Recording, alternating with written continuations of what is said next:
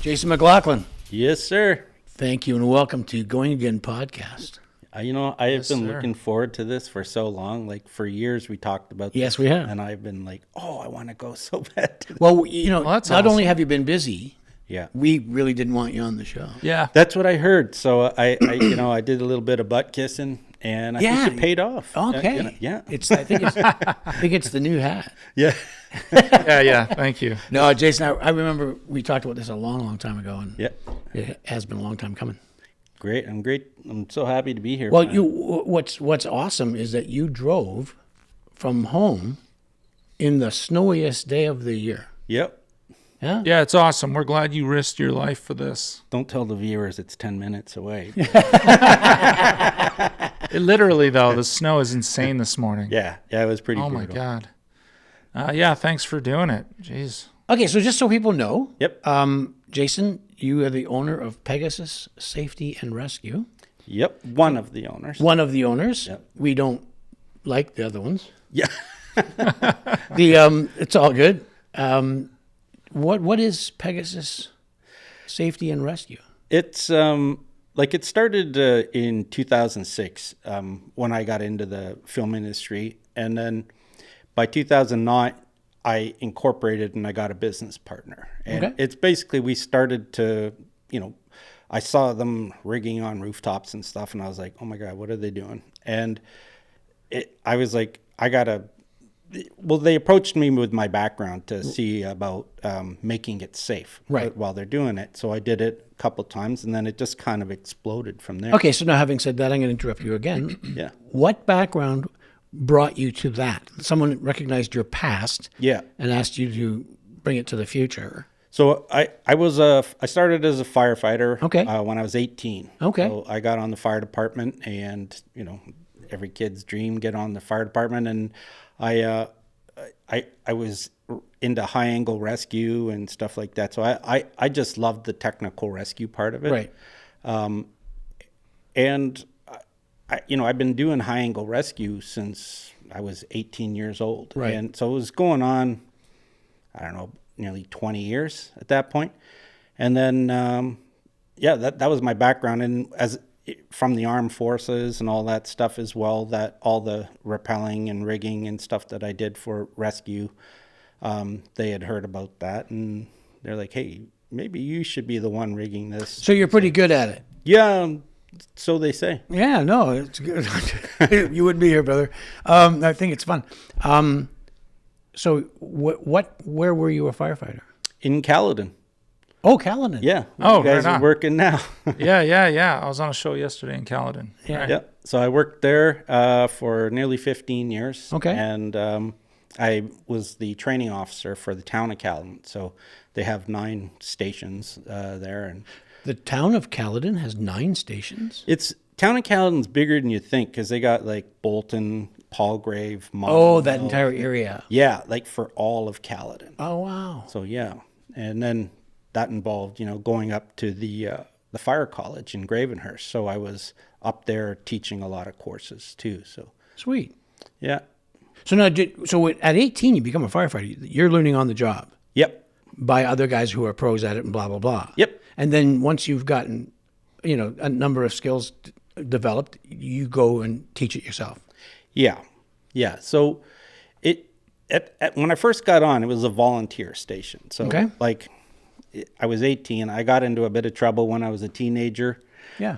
Welcome to the teens. Yeah, like every other teenager. But my stepfather was a RCMP inspector. Okay. And so he said, you're joining the fire department. And I was like, fire department?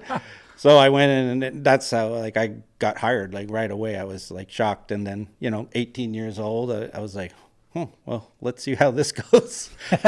And it first couple of times going out on calls, I was like, oh my God, this is so much fun. And I did it for many years up till 9/11 happened. Okay. What was that a pinnacle moment? Yeah. While I was doing the farm, because it started off as volunteer, then I became part-time, and then I was full-time. But I was also in the airborne regiment, the reserve regiment. So it's just like the reserves. So when 9/11 happened, they people from the government that were, going on this big anti-terrorism thing came to the Airborne Regiment and a couple other regiments in the Army, and they're looking for. Sorry, I say Airborne Regiment. It was Queen's Own Rifles. It's Okay. reserves, but it's Airborne Task. Okay. So the original Airborne Regiment's in Trenton there. But yeah, they came to us recruiting for the anti-terrorism team, and No way.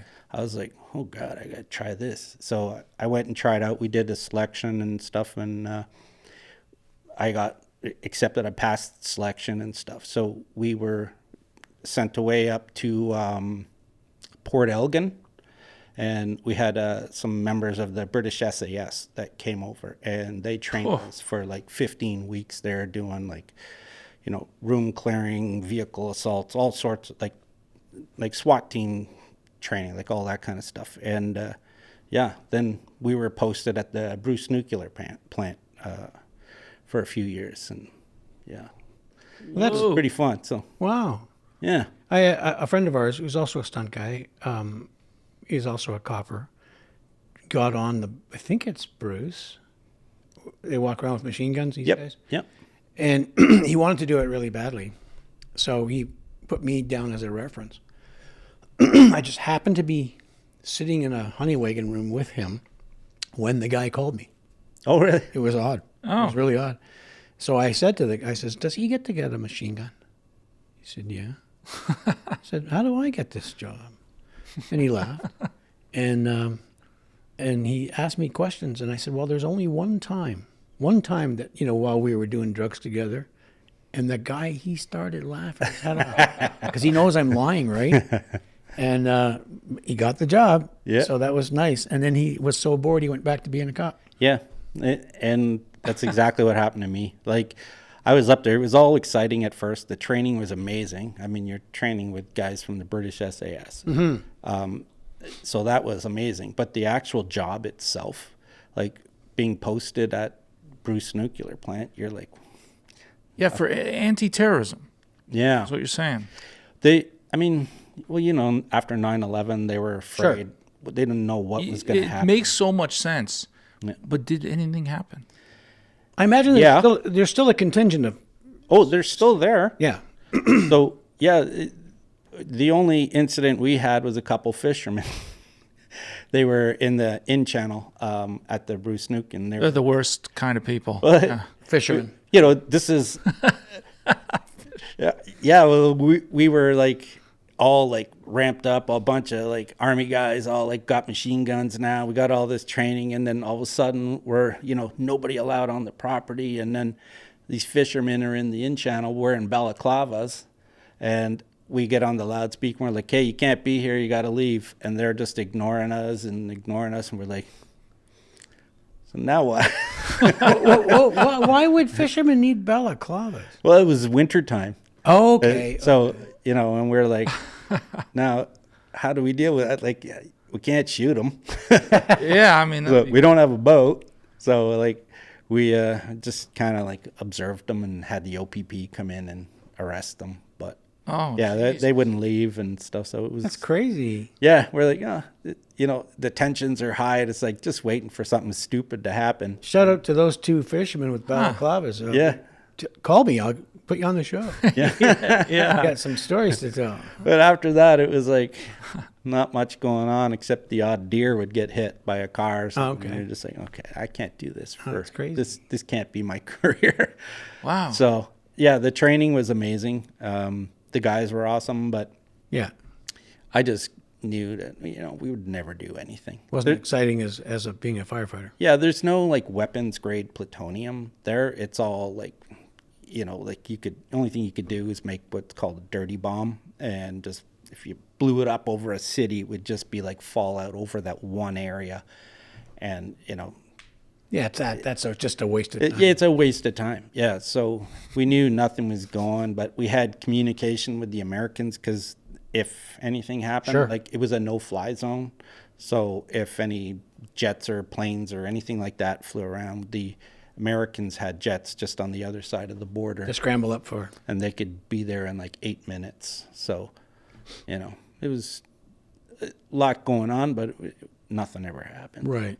So, yeah, I was there for a few years, and I was like, okay, I got to get out of here.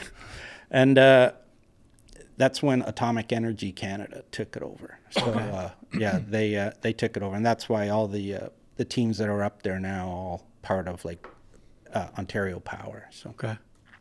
Okay, so then you left that. And did you go back to firefighting, or?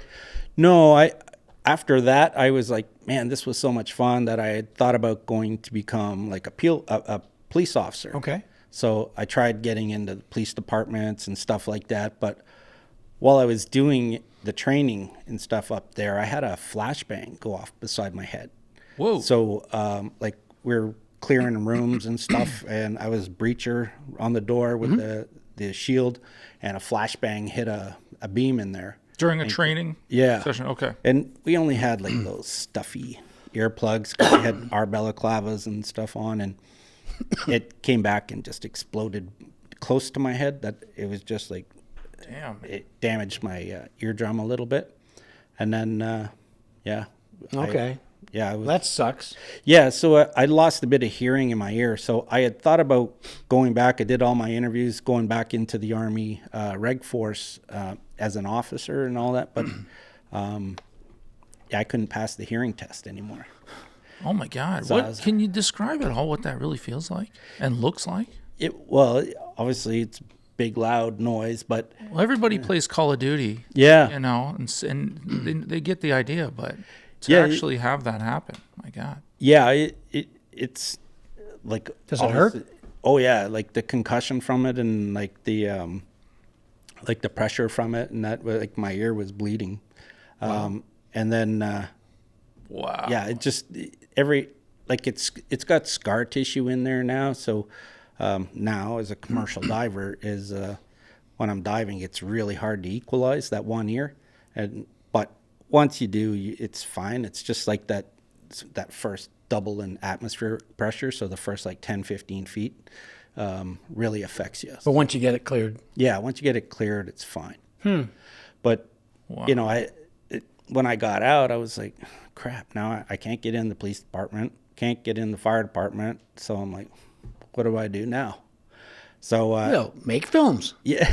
Well, actually, I got into because of my background there and all the training we did. I did a lot of close protection work. Okay. So I did the Thompson family, the Roy Thompson Hall and all that. Did Ted Rogers. I did a lot of the Leafs and stuff. Now, to clarify, at no time did you do any leaves. No, I never got deployed. No, you didn't do the leaves. You were close protection. Yeah, we just for want to make someone. sure that you didn't do them. No, yeah. You can't go around bragging you did the leaves. Yeah. I'm teasing. But Yeah, But- you need an OnlyFans page. yeah, Sorry. yeah. But funny enough about the Leafs is when I finished, I quit the protection job. Like I was like, this sucks, like the hours and everything and the pay. I was like, taking all this risk for nothing. So I got a job as for the Leafs. Okay. And I did security for the Leafs and the Raptors. Yeah. So I worked at Maple Leaf Sports down at the Scotiabank Theatre there, and it was the Air Canada Centre back then. And so I was like, this is better. So now, every time there was a hockey game, I would go out, follow the players out, and I'd be on the bench beside Pat Quinn and do Yeah, that. that's cool. Jesus. So, yeah, I did that for a few years, and then they had the hockey strike. So I was like, well, I'm not a big basketball fan. I couldn't give two shits about the Raptors, but I just loved the hockey. So when they had the hockey strike, I was like, okay, now what? Oh my God, man. So that's when, I through all this, I'd always been a photographer because nobody ever would believe me half the shit that I did. So Right, I so was taking pictures. I used to take pictures of everything, and then I was like, oh, I love taking pictures and videos and stuff, and that's when I got out of all that stuff, I said, I'm gonna just take pictures and stuff for a while, and funny enough, I was also a mechanic, like an automotive mechanic. So I worked for BMW and Ferrari and Porsche, building race cars for them now and then, because it was just a side thing that I always loved, is cars and that. And then I actually raced the cars and stuff for BMW in the World Touring class. So What? I know You it's had time for this shit? I know. Oh, look, it's too many questions.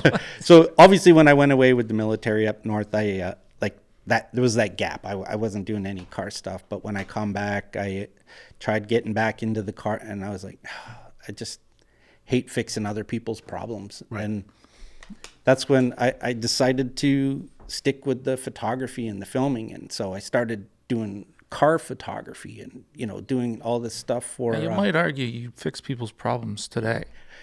Yeah, but I try to prevent their problems. Well, that's probably true. Sorry, go back. That's funny. So yeah, I started doing like photography and filming for cars and car rallies and like a lot of magazines and doing car reviews. And so every week I was given a new car to drive this and do some media on it and stuff. And that was pretty good. So rad, man. And that's when I got approached by this company. They were doing a big exotic car rally, and it had all these celebrities in it. And they wanted to know if I could take care of all the media for it. So it was like all the photographers, all the camera operators, and all this stuff. And so there was a bunch of celebrities in it. And I did that for a couple of years, and then that's when I met Gene Simmons. So Gene Simmons and them were part of the car rally. And I met all their crew and stuff, and they're like, we got to take this to LA and that. So we went to LA, and I worked there for a couple of years doing like back and forth, not full time, but I'd go down there and I'd do the car rally with, I rigged in all their cameras and did a bunch of the stuff for them. And were you still racing the cars at all at this point? Not at this point. Okay, so you're just behind the scenes, taking photos. Yeah. Okay, copy. Hanging with Gene. Yeah. Yeah, just hanging. But it was fun because it was a celebrity car rally, so it was a lot of celebrities. So what's his name there? Terry, the big Terry Crews. Terry Crews, he was there. Oh wow. Eva Longoria was a big part of it. Which is a small part of it. Yeah, and Yeah, she's tiny. Yeah. Yeah, yeah, and we went everywhere, like to Miami, we went to Chicago, and we did stuff with the Bulls, like the Chicago Bulls and Miami Dolphins and all that. So it was a lot of fun. And when I said talking about skateboards, like one of the places where I did it was at the Fantasy Factory. So with Rob Dyrdek. Oh my God. So we were there when did you ever see the big skateboard episode? Oh yeah, of course. So yeah, we were there doing all that, and we had the big skateboard there. Oh my God. So, really? Yeah. You were a part of all that? Yeah.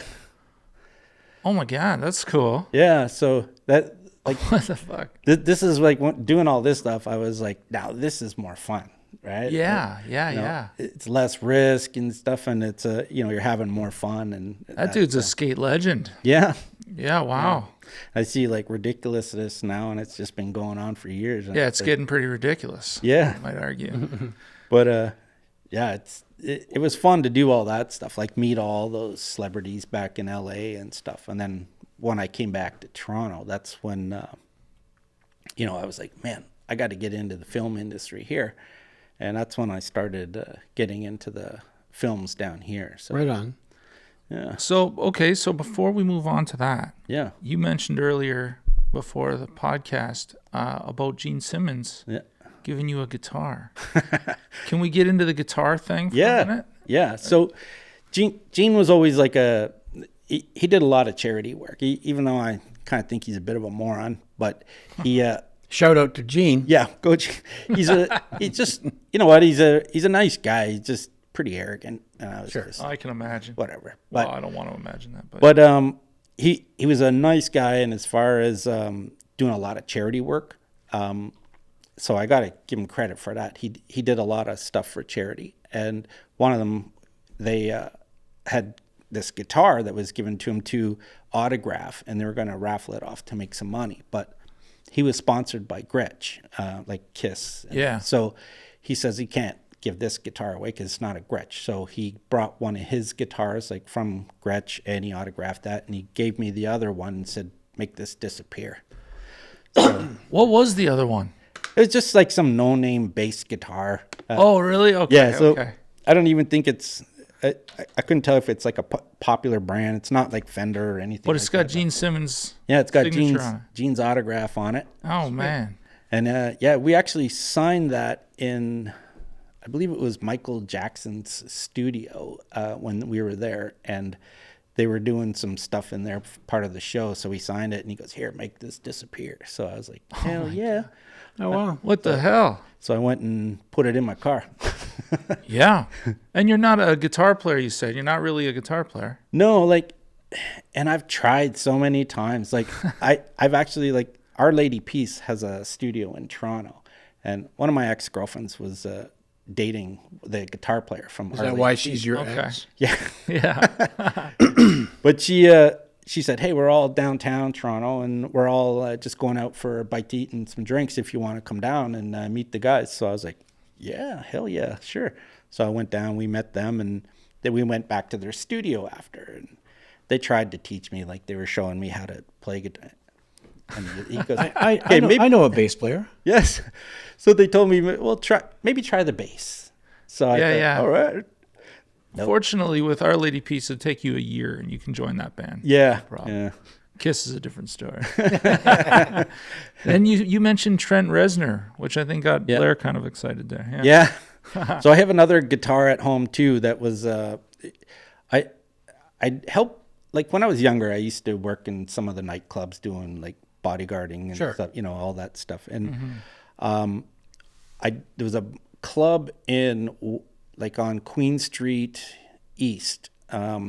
I can't remember for the life of me what the name of it was, but it was Trent Reznor was playing there, and the guy I was working with at the time, who was the actual DJ, he was DJing first, and then Trent Reznor was coming in and stuff, and he had someone gave him this guitar to sign and give away, and he signed it, and he goes, "Here, you can get rid of it." So I was like, again, I was like, what? So now I have another one, from Trent Reznor. Wow. Oh my God. Well, you've got a bunch. You could sign one and just tell. Just get rid of this for me. Yeah. Here, bring this one down. Maybe for a second. that. Bring this one down for just a second. Okay. I only got 5 strings on her. I'm a little embarrassed right now. Yeah, no, it's fine. I just want to show the head. The headstock. Okay. That's beautiful. Now We'll put it get back. her in there. That's for you, Doug. Yeah. We had a guy that was asking about this guitar. A friend of ours from Tennessee.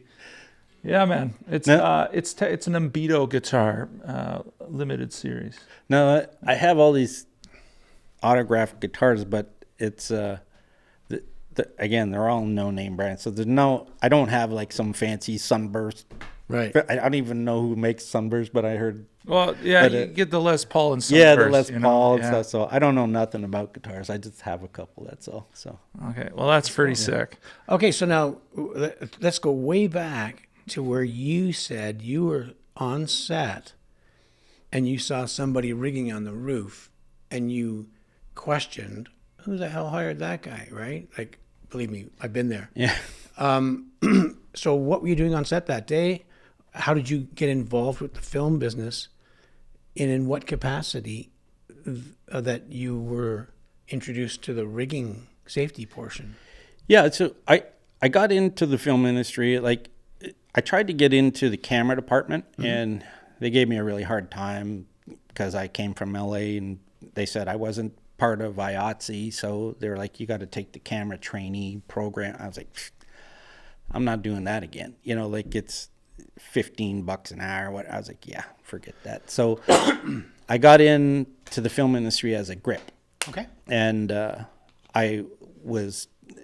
grips, that's what we do, is a lot of rigging. I did a few shooting calls, and I was like, I didn't like the hours and all that stuff. So I was like, I like the rigging part. It's more fun because that's more my background, rigging. And just that's where it was. And then I believe it was Carson Foster. He had taken some high angle rescue course, and they had hired him to do the rooftop safety once. And I believe back then there was only a couple people like Carson Foster, Mark Greenberg, Michael Coney, and I think it was Bob DiPrato or something, that had all done this high angle rescue course because their plan was to do the rooftop safety. But most of those guys are all like full-time rigging keys and stuff. They don't have the time to take a day off here and there occasionally to go do rooftop safety. So it was kind of all put on me because I was just a daily most of the time.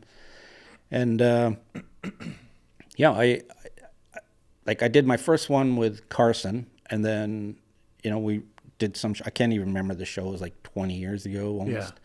And then he wasn't available for the next one that came up, and they asked me to do it. And I was like, okay, this is getting, it started more and more and more, and it kept coming to me because Carson was busy on a show. That makes sense.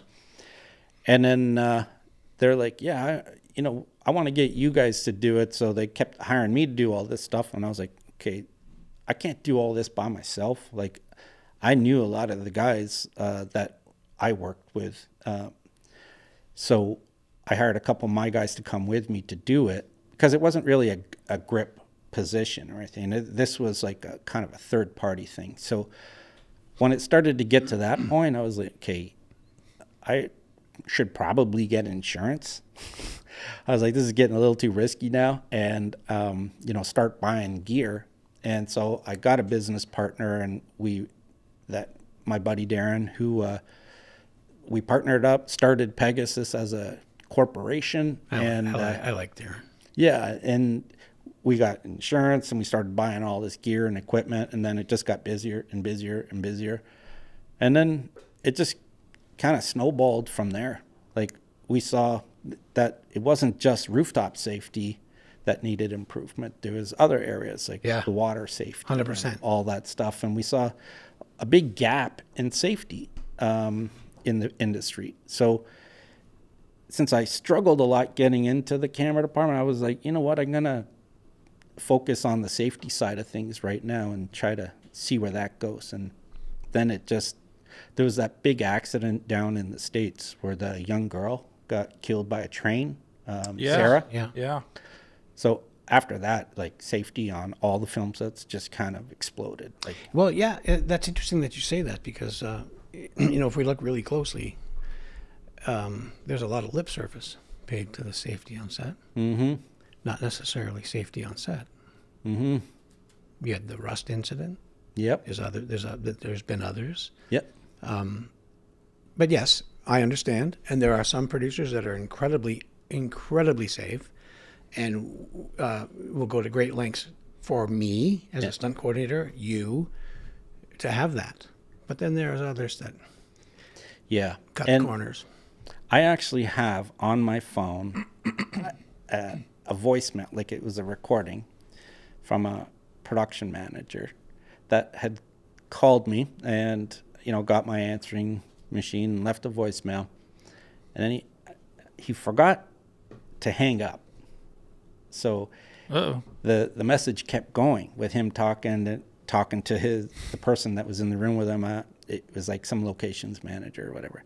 But they're going, why the hell do we really need safety there? Like, if anybody falls in this water, there's like 150 people. We can all jump in to get them and stuff like. Oh my! I like to see that going on. And then he goes, you can hear the conversation, and he's like, no, we need to have safety there. It's like the law. Like, they have to have the safety there. And he goes, but why do we need two people? Like, geez, like, if anything ever happens, they're just there to cover our ass. And he's just going on about. So it was like, oh, so they're hiring me just so as a scapegoat, like, like if anything goes bad, it's put on me, right?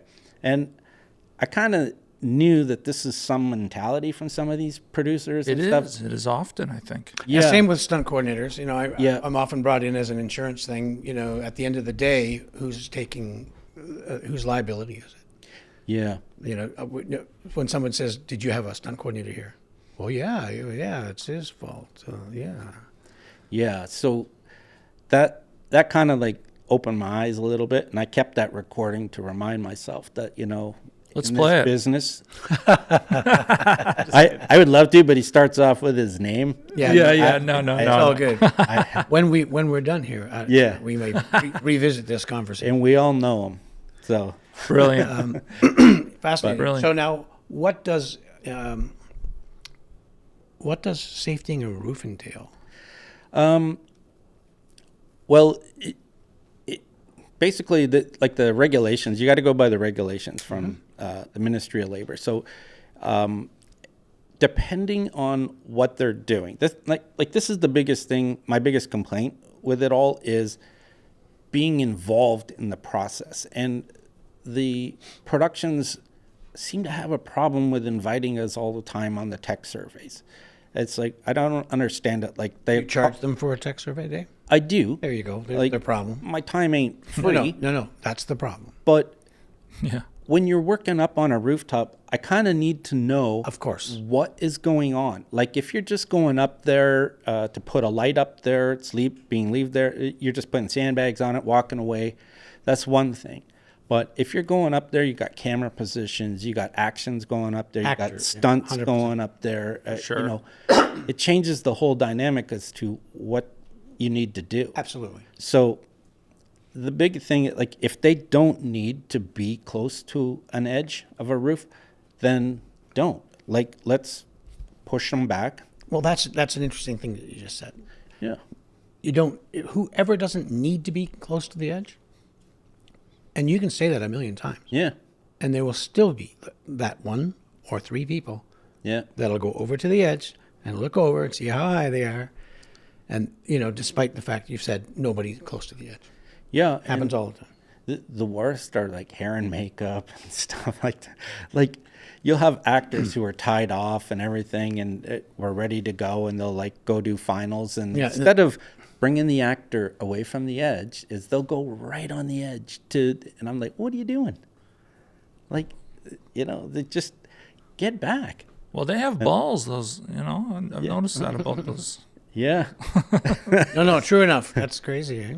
So, yeah, I mean, that dictates a lot of how we're going to do it, how we're going to rig it, how we're going to Absolutely. protect everything. So what is the law for a distance on a roof, let's say a flat top roof that has no parapet? Then, like, if you need to get within 6.5 feet of the edge, right, then now we have to tie you off. So you have to be in fall protection. So you have to have a harness on. You have to have a line attached. Sure. Because now you're within that 6.5 feet. Okay. If we can tie it off so that you can get close to the edge, but you can't physically fall over the edge. Right. So that's travel restraint. Right. So they can't, now they're tied off, they're working within that 6.5 feet, but they're in travel restraint. So even if they trip and fall, whatever, there's no way they can go over the edge. But once they get to that edge, and there's always a possibility they could slip and follow. Now it's in fall arrest.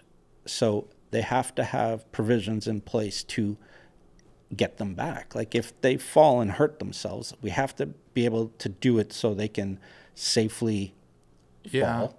Right? So now, I know the answer to this, but for the sake of the listener, when they fall over the edge, do you lift them back up or do you let them down? Well, that depends too. It'll depend on how high we are, and what's the safer option. Like, if they've fallen over and you can see, like, they're conscious, but they've got an injury, like, you could break your pelvis. And some of these harnesses, you see those $100 compliance in a can harnesses with the lanyard. Like, you fall on something like that, you're going to have some serious injuries. And they never put it on properly. They're always just hanging off and stuff. So you fall on these, to try to pull you back up and over the edge. If you got some type of like pelvis injury, that ain't happening. So the safest option is to lower you down. So we rig our systems for rescue. So if anybody were to fall, there's excess rope and a descent device there that we can just easily just lower them straight to the ground. But if you're on a roof that's like, 300 feet high, we're on Right. top of a big skyscraper, that's, that ain't happening. So we have to do preventative measures to make sure that nobody goes off. But if it dictates that they have to be there, then we have to have a rescue plan in place so that if anything happens, that we have the tools and equipment to safely get them back up and over. Right. Whether it's put them in a basket, we can scoop them off the wall into a basket, or whatever. We can just have those provisions in place in our rescue plan to get them up. And depending on who's around and who that is, and just drop them. Yeah. Fuck Like, it. Like if it may be a production manager that doesn't want to pay for safety. yeah. Yeah. You know what? Fuck you, bro. You gonna pay my rate? You gonna pay my rate? Yeah. Yeah. Yeah, like we did a commercial a few years ago for the Raptors. Okay. And they had we were on top of a big building downtown Toronto. It was like 350 feet up. And to get to that spot where they wanted to throw baskets, like basketballs, over to another building where the basketball net was. Oh, that's sick. Yeah, so it was kind of fun. Like, but we're up like 350 feet. And the only way to get to that roof was to go to the top roof and take the the swing stage down. Right. So that was kind of fun. Like, I'm totally cool with heights, but it's like, the cameraman and the actor, Oh, yeah. the athletes and stuff were not so cool with heights. So it was always kind of fun. You're, getting them down to that location, and then they had to throw baskets, and obviously he had to get right to the edge. So he's in his Raptor uniform. So I can't put on a traditional like fall arrest harness and all this stuff. So I had a bunch of the climbing suture harnesses that I could put underneath all their gear. Like a full harness or Just have just them the on basket? line. Just the seat harness. Okay. And I would put him in that with just tech line, and had to hide the tech line and stuff, and I had it rigged in there so that he could only get to just before the edge. So even if he tripped, he wouldn't go over. Right. Totally. So that's kind of like the rigging you guys That's do. exactly Like, what that's I'm the doing. rigging. Now, So- at that point, what are the legalities? Like, does anything change because of the maybe the size of the harness or the line? And Well, it's yes and no. There is always like a little bit of leeway for entertainment, like for actors and stuff. Like, we can't really put actors in a full, fall arrest harness. So there's always that leeway. But we, as stunt guys, you still have to have safety precautions, whether it be a belt with a line that you can't stop you from going over there. But you also have to have in your setup is what if. So what if he did manage to go over, or whatever, So we always rig in that way so that if there was a problem, we still have a way to get him back up. Even with tech line, like, that doesn't go through your traditional devices. There's ways you have to rig that. So we have to have, stop at a certain point and add in our 11 mil line so that we can put it through our devices for rigging them to get them back up. Or, even though that's like worst case scenario. We've rigged it so that that won't happen. Right. But of course, and you never shit know. happens. Yeah, shit. Yeah. Are there a lot of companies doing what you do for film? No. We're the only one that does like rooftop safety. I think there's been people trying to do it, but And I have to say, I've used Pegasus and your guys a lot on rooftops, water. Yep. I love you guys. You have a super team of people. Oh, thank you. No, it's not a compliment. It's a fact. Yep. So that's why I ask. I can't imagine working with anybody else up there. Yeah. Like I said, I've seen a few people try to do it, but I think just once you're ingrained in the industry, like, you've got the trust of a lot of these production and stunt coordinator. Like you need to trust the guys Absolutely. that are taking care of you, right? So I think we've kind of instilled that trust over the years, and so for new people to come in and try to take that and get the insurance for it, have the certifications to do it, and just even the gear and equipment costs a fortune. So I think it'd be hard for someone, I think, to get in to really give us any type of competition in that aspect of it. Right. Like the water safety is different. There's a couple people doing water safety and a couple that have been doing it for a really long time. Mm-hmm. And, I found, and this is when we started to branch into water safety, because I saw like the need for additional safety measures that was going on there. And with our background, like a lot of my guys, like I was not just high angle rescue, but I was also swift water rescue, powerboat rescue, flood rescue. Like we've done all this, and my business partner was with the Coast Guard. He was a captain in the Coast Guard and all this stuff. And Wow. He's also like tactical paramedic, and then he left that to do Air Orange. So he was a medic on Air Orange, and now he runs the it's some team on the SAVE team. That's what it is, for the OPP. So he works up in Bracebridge for doing all that stuff. So it's like snowmobile, ATVs, and vessel enforcement. So yeah, that's when. So he had the majority background in the marine side of our business, and that's why we were like, why don't we should be doing water safety. Like we have the background in it. Yeah, you sure do. Absolutely. All you guys are divers?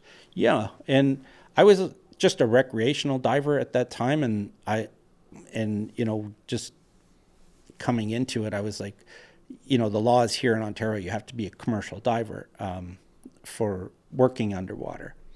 So I was like, well, I'm going to go do my commercial dive cert then. And I went and did that. And that's when we started, being able to not just do safety like on the water's edge. It's now like we're divers, we can do all that. And the marine side, so we started purchasing boats, more gear and equipment. And I think with the film industry, the way we managed to get all of our gear and equipment is we also not just work in the film industry, we also teach. We have a big giant training facility up in Kitchener, and we've been training police departments and fire departments and stuff the whole time. So do you still have your facility here in Cambridge? Not in Cambridge. You moved it to Kitchener. Yeah. Well, I've been in your Cambridge facility. Yeah. Okay, and I've seen your rescue stuff. And yeah. So you even have a bigger place now? Yeah. Wow. Yeah. So that place in Cambridge, we shared that with I remember. Not Fanshawe College. One of the I think it was Fanshawe I think College. So. So we shared that with them, and they were kind of going out of business or something. Okay. For that, the stuff they were doing in there, not the college, but so we decided, you know what, we need our own place. So we looked for a while, but we finally found that place in Kitchener, and it's massive, but we have the whole place, so it's nice. We can do whatever we want. Yeah, sweet. So now you're teaching. Yeah, so we have a big high angle rescue training facility with inside there. We have a full dive shop in there. We have confined space, so we all the fire departments, we train in confined space rescue. A lot of our boats are in there, so we have like 27 boats. This has got to be a big place. Yeah, all 27 boats aren't in there. Oh, like we have all our big boats, like the big camera crane boats and stuff, are at the marina up in Bracebridge. Oh, okay. But we, like all our smaller Zodiacs and stuff like that are all down here, and we keep them indoors. So yeah, we specifically for training, I would imagine. Well. Because they're Zodiacs, like the inflatable boats, the winter is kind of harsh on Oh, them. I see. Okay. So we just bring them in the winter time and keep them on the trailers, and that's when we do a lot of the service on all the engines and stuff. Okay. Getting Makes ready sense. for spring and summer and Yeah, fall. yeah, We've seen your camera boat that you guys had. yeah, That thing's Yeah. incredible. I wanna yeah. get It's the- pretty neat, eh? Yeah, I think if I can, I'll post a picture. Yeah, because it's yeah. such a awesome machine. Yeah, we bought that. We had it custom made. Stanley boats. We've bought like 7 Stanley boats off them, and so they're like Stanley. The guys up at Stanley and Perry Sound, they're awesome. They we told them what we wanted to build, and they custom built that for us. So it actually has like mounting points all along the side to put the truss on, and it's kind of like a process trailer, but it's a boat. But it's a boat. So yeah, we can attach a boat right to it. Yep. And you can have your camera crane on our boat and looking at filming the actors, and it looks like they're driving, but we have full control of the boat. Yeah, no, it's incredible. Now, we Yeah. saw it a couple years ago at the Filmotechnic Yeah. thing. Has it advanced since? No, not really. That was kind of new back then. Yeah. And now we've kind of just like fine tuned it, as far as Are you getting it out a lot? oh yeah, like it was out almost every single day last year. Wow, what? Almost all of our boats were out every single day last year. Wow. Really? Yeah. So the camera, like the process trailer style one, you have the ability to, like, it's a crane with another boat rigged to it. Yeah. You right? Is the other boat, is the engine on and it's going too? Is it being piloted, or is that you guys? If they want to see them like actually put on, like show the Yeah. hand accelerating on the boat, then Sure. what we do is we'll shut the boat off because you can't really hear the motor. Like you can, if Well, they you can want put the motor in sound. over it. Yeah. So we'll fake it, as if they're driving, and then but all the power and everything comes from our boat because we got 2 big, massive 250 horsepower engines on the back, and it pulls. That's so right. We've had a big, I think it was a 21-foot chaparral, bow rider, and we had that thing attached, and it was a heavy boat, but we got it up out of the water, no problem. Incredible.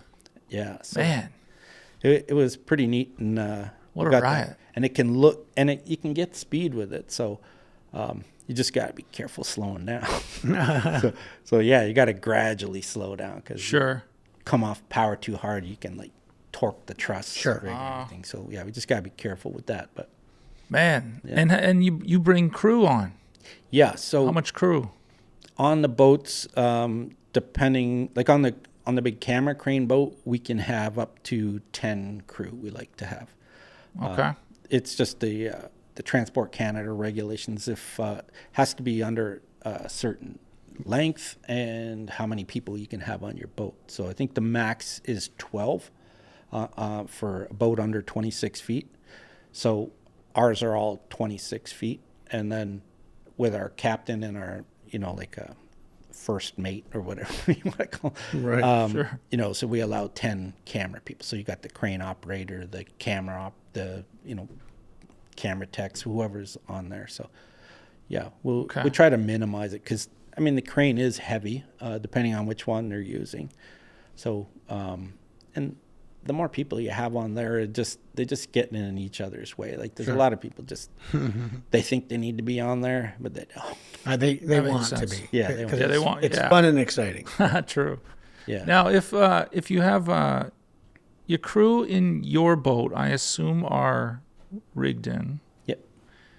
On the other boat, let's say it's a party time in the movie, and there's a bunch of kids in their bathing suits and all that stuff. They're not rigged in. No.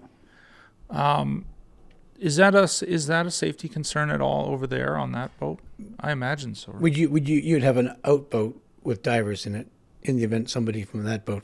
Oh yeah, 100%. Yeah. So Right, sure. If we're filming with that boat and we have another boat attached, say, that's not the only boat on the water.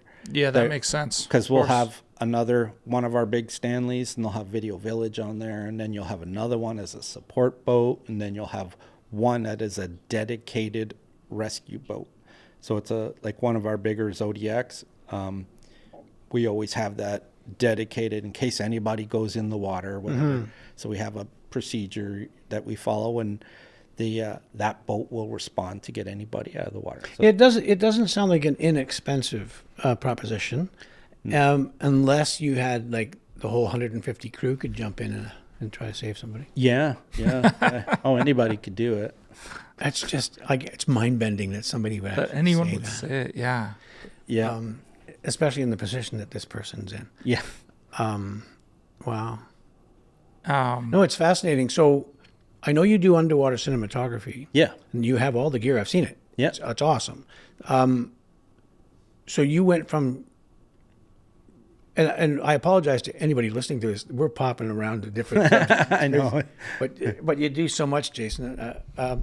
My list of what you don't do way shorter. Yeah. So how'd you get from shooting stills to video? So I started doing the stills, but then when I got doing that work with Gene Simmons, I got into doing like the camera work. So I started doing like the video side of it, and that's what I enjoyed more. And I saw that, you know, it's not just taking pictures; it's also Right. Doing the camera stuff. Yeah, Blair here, he's a photographer, Yeah. but he moved into video. He's a hell of a shooter. Yeah. Really is. It's crazy. Yeah, like I mean, I was a professional photographer. I did stuff for Formula One. I did stuff for like the Molson Indy. I did the Supercross and the super bikes and stuff. And you know, so I did a lot of. That's where I was into the automotive and car side of it, and that's how I got into Gene Simmons. But yeah, with that background and being in a commercial diver and stuff, and I saw that they had the regulations in Ontario state that if you want to work underwater, you have to be commercially certified. And the film industry kind of skated underneath that radar for a long There's something time. I want to speak to you about that. I'll get back to it. Go ahead. And that's when they started to crack down on the film industry. Now they're like, okay, well, who's going to do the underwater camera? Because you have to be a commercial diver. And it's like none of the camera guys are commercial divers. Like Brent Robinson was amazing underwater. Who I camera. absolutely adore. You know, and I've never met the man, I don't think. Oh, wow. And it was a shame because, I mean, he was apparently like one of the best around. He did, well, he's done lots of stuff. And I always wanted to meet him to, you know, because it always interests me like, okay, well, there's no underwater camera people and there's no commercial divers. And I said, well, I'm both. And that's where Carly got into it as well. And I think she saw the door too, that like, oh, there's an opportunity here 100%. for us to get in and start doing camera work underwater where, you know, this is our domain. This is what we love is underwater stuff. So yeah, I think at the time there was maybe only 3 of us, like me, Carly, and Aaron Shemansky, I think it was. I don't know, Aaron. So I think Aaron kind of went out west. Okay. I worked with him once, so I don't really know too much about him. Okay, so so in is it Ontario or Canada that you have to have the license to work underwater? It's all over Canada. Okay, so it's a national thing. Yeah. Okay, so then last year, or within the last year and a half or 2, there was a movement afoot by whomever to make that even actors, if an actor had to do scuba, even if they were underwater and just did a buddy breathing thing with another diver, they had to have their certification for commercial diving, which is absolutely absurd. Yeah. That I need my day player for 2 days underwater that have to go get certified. So what happened with that? Do they? Yeah, and it's weird because when they made the regulations for commercial diving, like for diving, working divers in Ontario, it was based off the construction industry. Okay. And there was no representation on the like, I think it's CSA board or whatever, whoever's creating the regulations, and they there was no representation from the film industry. So we got lumped in with the construction industry. Okay. So basically they look at it as black and white. If you're working underwater and you're getting paid, you have to be commercially certified to be breathing gas, like pressurized gas underwater, which, pressurized air, right? Mm-hmm. So that's why the Ministry of Labor, they look at it like they didn't write the regs, but they just have to enforce it. And they would, when they were doing their crackdown on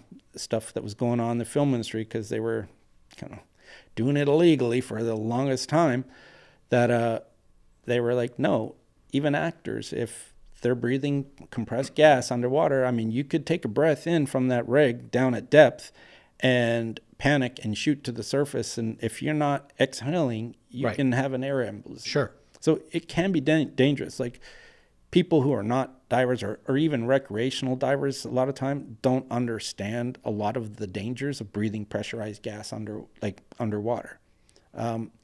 So that's why they were kind of cracking down to make sure that all this is going on. But when you're talking about the changes that just happened, so there was,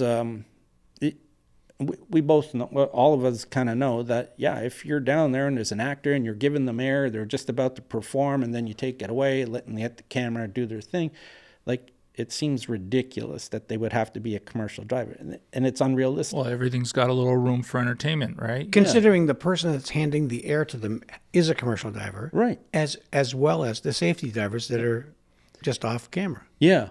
So, like, even as we saw that and we're like, this is ridiculous. But, they kept putting the blame on us as like, well, why can't my actor do it? It's like, hey, I didn't make the rules. I'm just here to provide safety for you. Like, we're just trying to follow the rules. Right. And it was really hard for, for all of us commercial dive teams, like, doing the safety, because we would get a lot of flack from the stunt coordinators, the producers, directors. They're like, this is ridiculous. And we're like, we agree. And we were trying for years to, let me just take a step back. The BC, they changed the regulations, and they're very film friendly out there. So their commercial dive regulations did have a provision in it for the entertainment industry, where Ontario didn't. Getting anything done in Ontario takes a long time, and it is what it is. But we were trying to get the regulations changed to mimic the BC regulations, so that we would have more ability to do underwater work here in Ontario. We all wanted to bring more underwater work here, mm-hmm. But even directors, they're like, it's such a pain in the ass to do anything here underwater. So they would a lot of it would go to BC or something. It's just easier to do.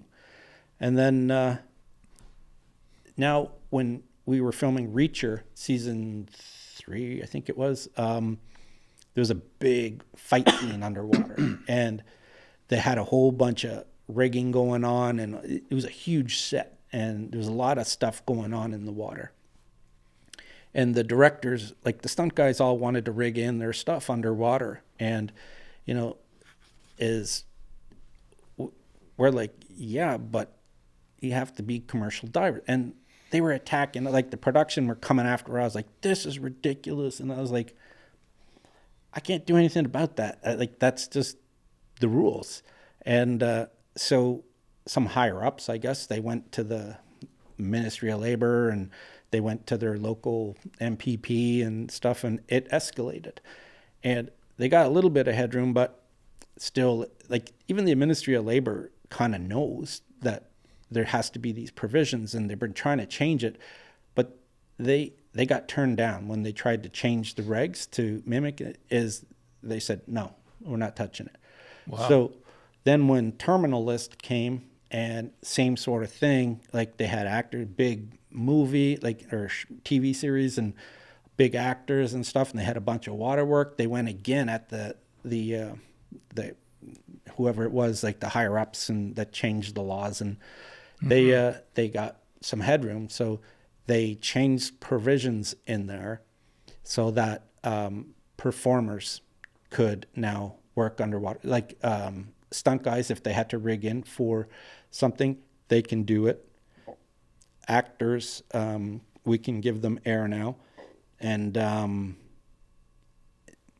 it opened up that even camera operators now can work underwater, don't need to be commercially certified. Okay. So that kind of boned us, but it opened up more business here.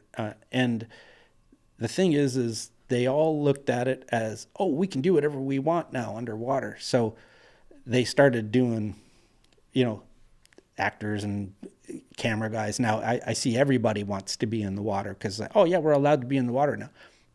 And they think that they don't need to have commercial dive teams there. But the regs didn't change for commercial diving. They're still working. So even though we've added that provision, so, the stunt guys can go down and rig what they need and stuff, it all has to be overseen by a commercial dive team. And the dive supervisor from that dive team is responsible for everybody in that water. And if he thinks that somebody is not competent, then he can say, no, you're... See, now that's the thing, right? I mean, it seems like a pretty reasonable change. Compromise, yeah. Compromise, but there's just a lot of unreasonable people. Yeah, the people are going to take advantage of it. Yeah. Yeah, it's... I think they pushed too far, and they added in these things, but didn't really think it all the way through. Like, I'm sure they had good intention to change it so we could all mimic the BC regs, which would definitely give us a little bit more freedom to film underwater. I mean, I get it. People are like, we're in 6 feet of water, and it's like, really? We need to have 5 people here, like divers with safety lines on, communications underwater. It's like, really? Like, yeah, at some point you got to be reasonable on the side of the safety as well. You kind of got to go, okay, yeah, I get it. But that said, a lot of shit can happen in 6 feet of water. Sure. So, and once it does, yeah, I mean, you could still drown, sure. But if we're out in an open lake, filming, it all changes. But in a pool where we're filming most of the time, it's like, they still say that we should be on a lifeline and have communication with topside. And it's like, okay, well, we got truss in the water. We got, rigging lines for stunt guy, like actors in the water. Mm-hmm. There's all this stuff in the water. And if we're on lines, I mean, it's going to get tangled on stuff. And, it's just... It could become a hazard. It is a hazard. So we can write in a variance in our order to say that for safety that, we omitted the lines and we have like an underwater speaker. We can tell if we see anything, we can tell the divers to come to surface or whatever, right? So we can add in other variances, but it's not perfect, but we're all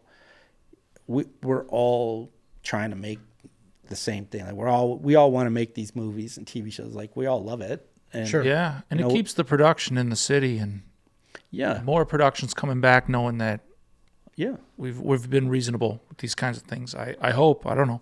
Speaking of rigging in water, is there any tanks in Ontario? Like, are you saying this on purpose? Are you building one? You didn't hear what happened with that? No. Oh. No, I just happen to know that we've had to shoot in pools. Municipal pools. I don't know what you're getting at here. Yeah, the whole world wishes there was a tank in Toronto. Go. So, or in Cambridge, Kitchener. That's part of the reason why we got this bigger facility. Okay. Is we had a custom tank built. It was a massive, big dive tank. We were so excited for this thing. We're like, this is going to be perfect. We have our own little studio. I'm sensing a bad ending here. Yeah, they thought you meant an army tank. No, is this what you were talking about? No. So there was a guy in Manitoba, in Winnipeg, who built all these custom dive tanks out of like shipping containers and stuff. And he we put our deposit down to get one of these tanks built, and after so many days, like in progression, you got to put more of your deposit until Sure. it's paid off, and then they'll ship it down, right? So we had it all paid off, and he's like, yeah, we're just waiting for a break in the weather. There was January, and they said, yeah, we're gonna get this down there, and we're like, okay, February's here. It's still like, you got no break yet? And they're like, no, we're just waiting until we can get the trucks and get it down to you. And I'm on holiday in Mexico in March, and I see my phone's ringing, and I could see this phone call from the RCMP, and I was like, oh, what's this for? So I answered the phone. They're like, yeah, did you guys have a pool being built by this guy? And we're like, yeah. And he goes, yeah, we're just letting you know that on Monday we're arresting him on multiple counts of fraud. Oh my God. What? So we're like, Okay, so there's no pond, there's no pool in yeah. Ontario. Short story, yeah. And we don't have it anymore. How big? Oh, How man. big would that have been? It was 40 feet by 20 feet and 10 feet high. Okay. Wow. Yeah. Wow. Well, it's certainly bigger than what we have, but Yeah. is 10 feet deep enough? Well, for a majority of the stuff we do, a lot of the pools that we're filming in, you usually only need about 9 feet and stuff. But yeah, sometimes when we're doing big scenes, we need a big, deeper pool that it's good to have the depth. So we've gone to like the Pan Am pool and stuff a lot, and Cawthra pool, where it goes down to 12 to 16 feet. But see, there again, you're going to a pool. Yeah. We don't have a dedicated film tank. Yeah. Yeah, when I've heard about the guys doing, the Pirates of the Caribbean, big, rotisserie style, rocking back and forth. Yeah. Man, wild. One day. Yeah. Well, there should be one here. Yeah. I don't know who's going to build it. There's been a lot of talk. You can all chip in. Yeah, guys will build it. Yeah, On screen. Yeah. And that's why we got tired of waiting. We're like, they keep saying they're going to build one. Oh We're man, just like, I you know wish what? this would have worked for you. Yeah. So Yeah, that's a Did shame. you Holy- catch your cash back? no. oh So my God. we had an option, like we could sue him civilly, and like For what? He's not. exactly like if even if we won, it would cost us $30,000 in lawyer fees, and he claims bankruptcy, saying, I don't have the money.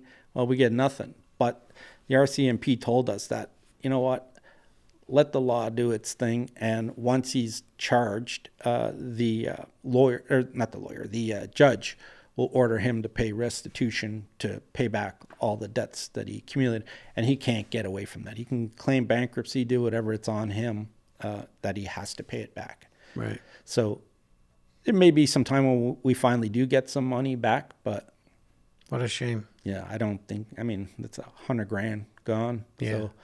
So, I don't think Wow. we'll see all that. So, Wow. my God. yeah, that was a shame. So you have no future plans to build another tank in your facility at this point? No, not at this point. And now with the regulations changed and everything, we're kind of just waiting to see what happens. So, we've done, even this year, it's around middle of January, I've already done like 2 big pool things, and, it's camera guys underwater. Yeah, you were out the other day. We Yeah. tried to get you here last week. You were busy. Yeah. And Yeah. So what's the difference between high angle rescue and just rescue? You've mentioned high angle, so I'm just for the people listening. yeah, I guess for the fire department, their standards that they go by is the NFPA. So it's like the National Fire Protection Agency.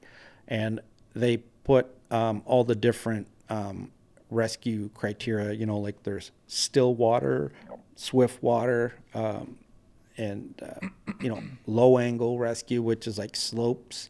And then they have high angle rescue, which is like, Walls. yeah, like a physical wall, like it's steeper than 45 degrees. So that's called high angle. So that's why they call it high angle rescue. Okay. Yeah. So there's It's a good answer. yeah, that's why we train people to the NFPA standards. Right on. So where are you from originally, Jason? Actually, I'm from the UK. Oh, So yeah, I was born in Manchester, okay. and but our family, Manchester by the Sea. yeah, yeah, It's a good movie. Yeah. and then yeah, like my dad played rugby for England and for the St. Helens Saints. So Okay. he was a Oh, damn. big athlete, and then Tough boy. when yeah, we moved to Canada, and when we moved here, he started the Mississauga Crusaders. I don't know Okay. if you're We're not. I'm not a rugby. I don't know. How old would you have been when you moved here? oh, I would think I was 3. Did you have an accent? I hope so. I don't now. That's hilarious. But yeah, it's I don't really have much of an accent. So, do you maintain a British passport? Yep. Okay. Do you work in Europe? I have. I've worked in Manchester. I've like though I was born in Manchester, our family's actually from Ireland. Okay. So we're from down in Wexford in Ireland. And I've gone over there, done some jobs. That's and- cool. Yeah. So you have family over there. Yep. It's worth going over there. Yep. Not necessarily Manchester, but to Ireland. Yeah. Yeah. We're there That's every cool. year. So Oh, that's cool. yeah. Is it rules and regulations? That must be a big change. Over there. Yeah. Oh yeah. Yeah. Better, worse? It's they're a lot stricter over there. Yeah, like I think it's HSCE regulations over there. So yeah, they're a lot more stringent there.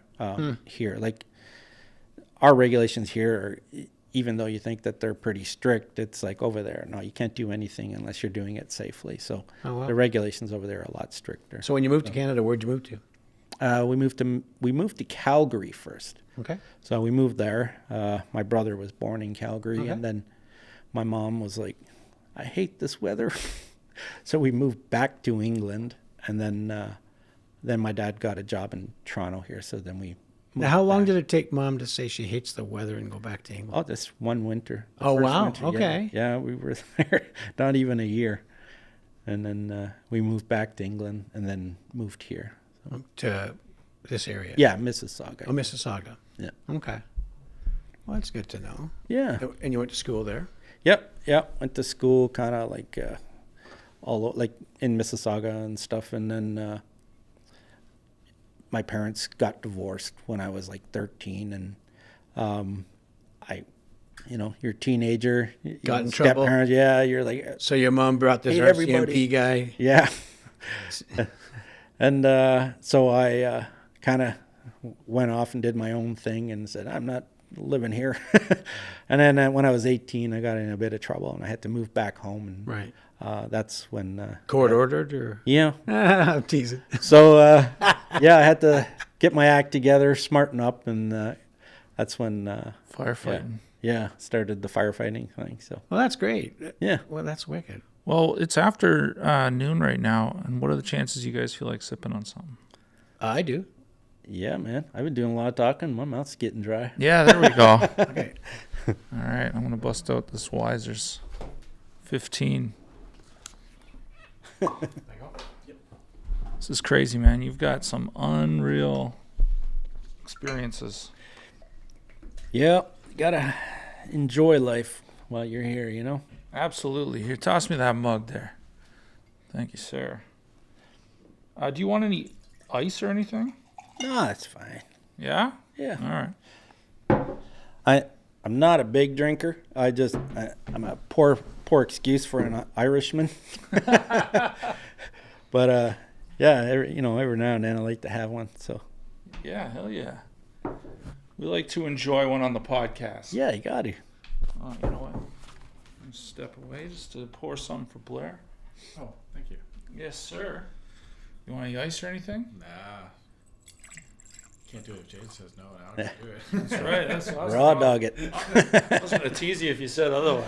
I know. That's funny. So with Randy being in stunts for a long time, Yeah. did you just like see the excitement of that and get into it, or? Sort of. I mean, I just grew up, Yeah. in the film industry, and it just sort of, kind of just happens in a way. Yeah. Like it's hard to define a moment when it happened. But Yeah. when I was a kid, I started as an actor and kind of wanted to be a comedian, and I became a guitar player and an entertainer of all kinds of things. And then, I started doing a whole lot of driving, and it kind of started in the driving world, I think, and then it all just blew up from there. Yeah. Yeah, there's other aspects to it. When Andrew was a kid, he acted and he did tons of commercials as an actor, TV shows. And then as he got a little older, the stunty thing came in. I think, how old were you? Maybe 11 or 12 years old the first time you stunted? Well, I think I was a little older, maybe 13 or Okay. 15 or 14 or something like that. 13, yeah. So what's in my cup here? It's, some Wises. Okay, well, Cheers, fellas. cheers. Cheers, guys. Cheers, Blair. Cheers. Clink. Yeah, we're not massive drinkers, No. but we do invite our guests to let us know what their favorite libation is, and we try to accommodate. Yeah. And Unless it's a tequila sunrise or something. yeah, we're not bartenders. Get out of here. Yeah. Jason, I wanted to ask actually, going back to when you're on your boat and you're shooting other boats, just for the sake of the viewers listening, what have you shot? What kind of what movies? What if somebody wanted to go check out what you shot from the angle of your boat? What scenes, this kind of thing, can we check out? Yeah, we did Cross. I think I think they're just starting season 3, so I think it was just season Andrew's 1. show. Yeah. We did that one. We did. We just did a big one up north. all last summer was Sterling Point, so that's all on the water. I tried to get that show. Yeah. And then there was a movie with Jason Momoa there.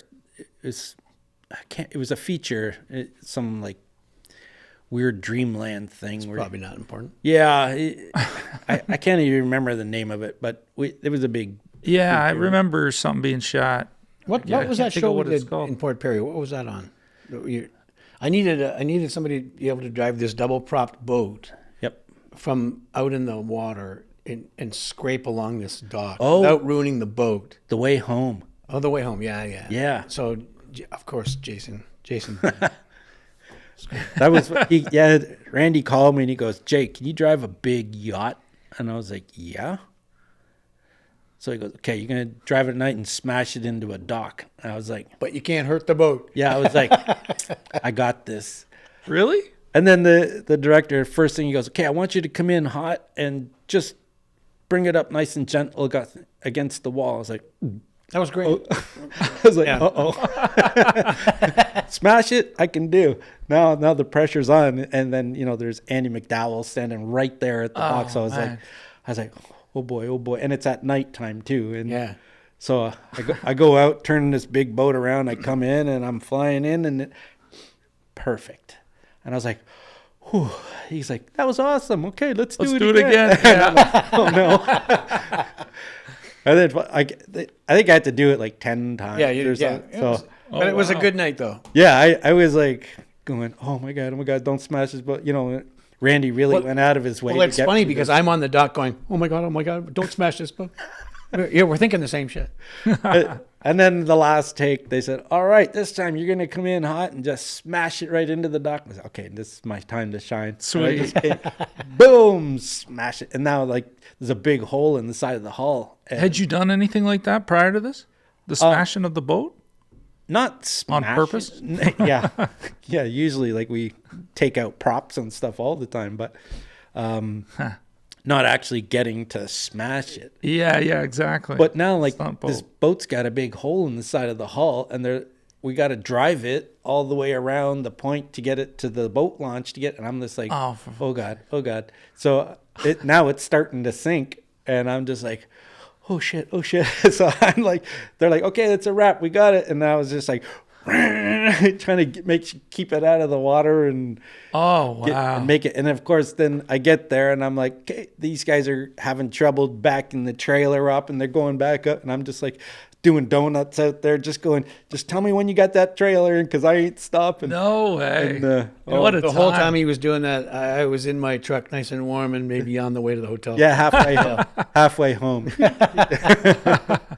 Wow, that's hilarious. So yeah, and then finally I got the boat up and we got it out and it was fine. But yeah, Man. it was Well, fun. You said you had that 22-footer or something like that on the boat anchored to yours, right? Yeah. What was that for? I think no, it wasn't Cross. It was another series Angela did. It was all about like these criminals, like they had all the, like this was a case, like almost like talking about this criminal thing and Okay. stuff. But yeah, I can't remember the name of it. Okay, no worries, But- no worries. Yeah, we filmed it up on Lake Simcoe. The viewers can just watch every crime show Yeah, up there just With boats in them. and find it. IMDb Angelica. Yeah, Angelica, yeah. And yeah, you can see all her work. It was one of those shows. Okay, yeah. true. Yeah, we've done a lot of work with her. She's fun to work with. So For sure. yeah, Oh, man. But, yeah. That's so cool. So we go from firefighter to filmmaker to having a machine gun.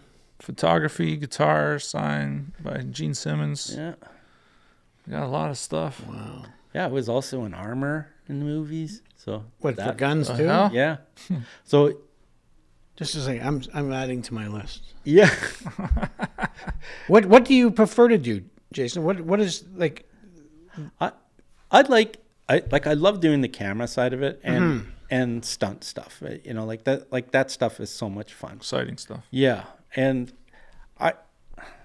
for some reason I struggle getting stunt stuff. I don't know. Whatever, a lot of the stunt coordinators are like, well, you got Pegasus, you stay to that. And Well, that's just foolish on their part. In that, I needed a guy with a specialized skill. There's not a whole lot of boat guys. I mean, I don't care. Somebody can say I can drive a boat. yeah, I can drive a boat, but I'm not doing what you did. yeah, So I'm looking for a specialized person to be able to pull off the gag, and you did it wonderfully well, right? Whatever. Yep. So when you say stunts, are you looking to fall down, yeah. Like play a cop, shoot? yeah, a gun? I mean, like that's stuff that I did for a living. So I mean, Right. yeah, like Yeah, really, you could be breaching doors and doing things like that. yeah, like I see your thing there, with the Yeah. SWAT team and stuff. Well, Mayor of Kingstown. It's fun as hell. yeah, like that's what I did for a living. So and that's like when I got in as a grip originally, and then that's when I met Charlie Taylor on set, and I was like, oh my god, like these are all real guns. I thought they were, when I was getting in, that they were just all fake plastic.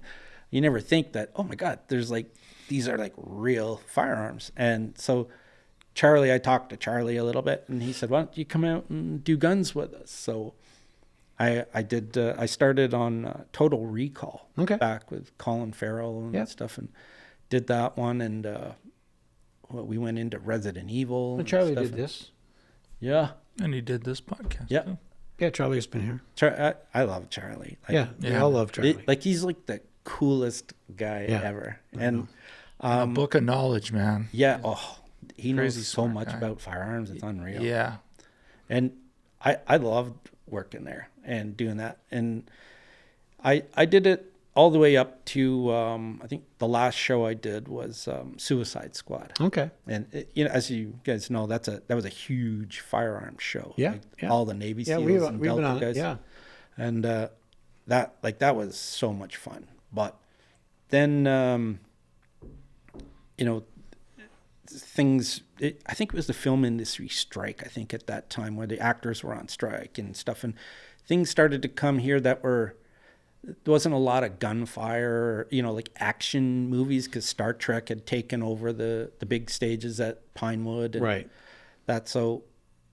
A lot of the gunfire stuff kind of went away, and now it's all done with Rust happening too. With, Oh, yeah. Yeah, a lot of blank firing. went away. Yeah, exactly. Like I should clarify that blank firing. Yeah.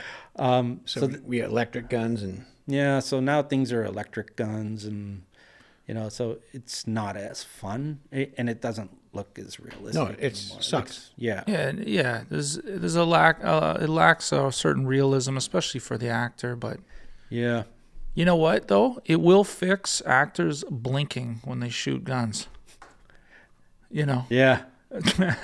now they won't blink anymore. But those actors should have some degree of training Yeah. prior to Should. the day. That's right. Yeah. But there's indie films that cost $100,000. Sure. Yeah. These actors don't know anything like that. Yeah. Well, you see the movies they're making now, and you're just like, oh my god, like they're not realistic at all, and a lot of the visual effects in it are just like it looks so fake, and you're just like, oh, when's the real action coming back? No, totally, man. And we talk about this every time we have a podcast. Yeah, That's with a filmmaker. Yeah. it's frustrating. Because the pendulum has swung so far one side, it's got to come back. Yeah, And people who are frightened of blank firing firearms in their movies, when we did Mayor of Kingstown, Taylor Sheridan was at the helm, and we shot thousands and thousands of rounds a day. That's all they wanted. And it looks real. There's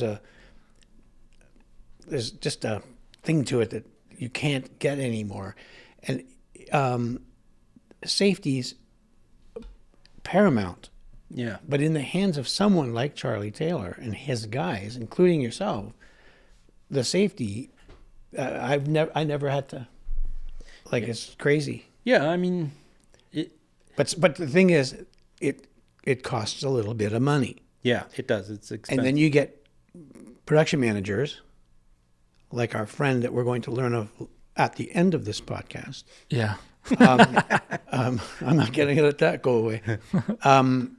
You have these people that, we're just going to use the electric gun. We're going to use a plastic gun. We're going to do a CGI fire, blah, blah, blah. yeah, And it's going to look like crap. Same with fire. yeah, Same with Hire the there's tons of friggin' stuff. fire department to come and let's just light this up. Yeah. Because there's a realism. But even falling from buildings, it looks stupid. Or, there's so many things that just don't. Even fights now, those, some of they these. all look the same. They're Yeah. all choreographed like. Yeah, it's all. It's like- yeah, It's like, I oh my love the God. sound effects, by the way. Yeah, those were impeccable. maybe that's my next path. I'm not a big fan of I'm not a big fan of the wire work fights. Yeah. I keep bringing up this one movie and I can't remember what it's called. With they hit each other and Crouching Tiger, yeah, not that one. That's fun because it's a fantasy. And and it was meant to sort of. what was that? Born Identity. Yeah, the Born Identity fights. Yeah. I cannot stomach that kind of shit. They're each whacking each other, and they constantly whack, whack, whack, whack, whack, whack, whack, whack, whack, whack. Which one of them sucks? Because I tell you, if I punch you in the mouth, you're gonna know I punched you in the mouth, Oh yeah. and you just may not be able to punch me back immediately. Yep. So I'm into realism. Anyway, it doesn't matter. Yeah, I think the movie Kick-Ass had the best fight scenes, the most precision when it comes to the camera. Like they didn't do the Born Identity shakiness. I'm serious. Yeah. Kick-Ass it kicks fucking ass for real, and it's like they pick a beautiful angle, and they got these people just so well rehearsed, and Time and money. so dialed in, and there's none of that whack whack whack stuff. It's just like dudes out. Is that the one where the little girl climbs up the guy? And, Yeah, and yeah. blast the gun up through his Yeah. fucking or the bullet through his chin or whatever. yeah, realism. Man, well, they do it in a manner that it feels. Well, no, but it really is so good. but that's the movie. It is, yeah, but it's the movie. But they're all trying to do their thing. Their But it's like action that thing. superhero thing, This right? movie in particular, yeah, it's they're not trying to be like anyone else. This is for sure. They came at this in an original manner, Yeah. and it's just so good. I think anybody should just watch It's original. Kick-Ass too. Like, and see what I'm talking about. Cool. Yeah, they got to do it. The watch IMDb Kick-Ass. IMDb Kick-Ass is going to go really well. Yeah. Well, I guess when you name the movie Kick-Ass, I mean, there's got to be some good Yeah, oh yeah, there's some ass good shit kicking in there. I mean, it's, you know, I mean, when you do a movie, it has its tone. This is what you want to do. This is the type of fight that goes on in the film. And that's fine.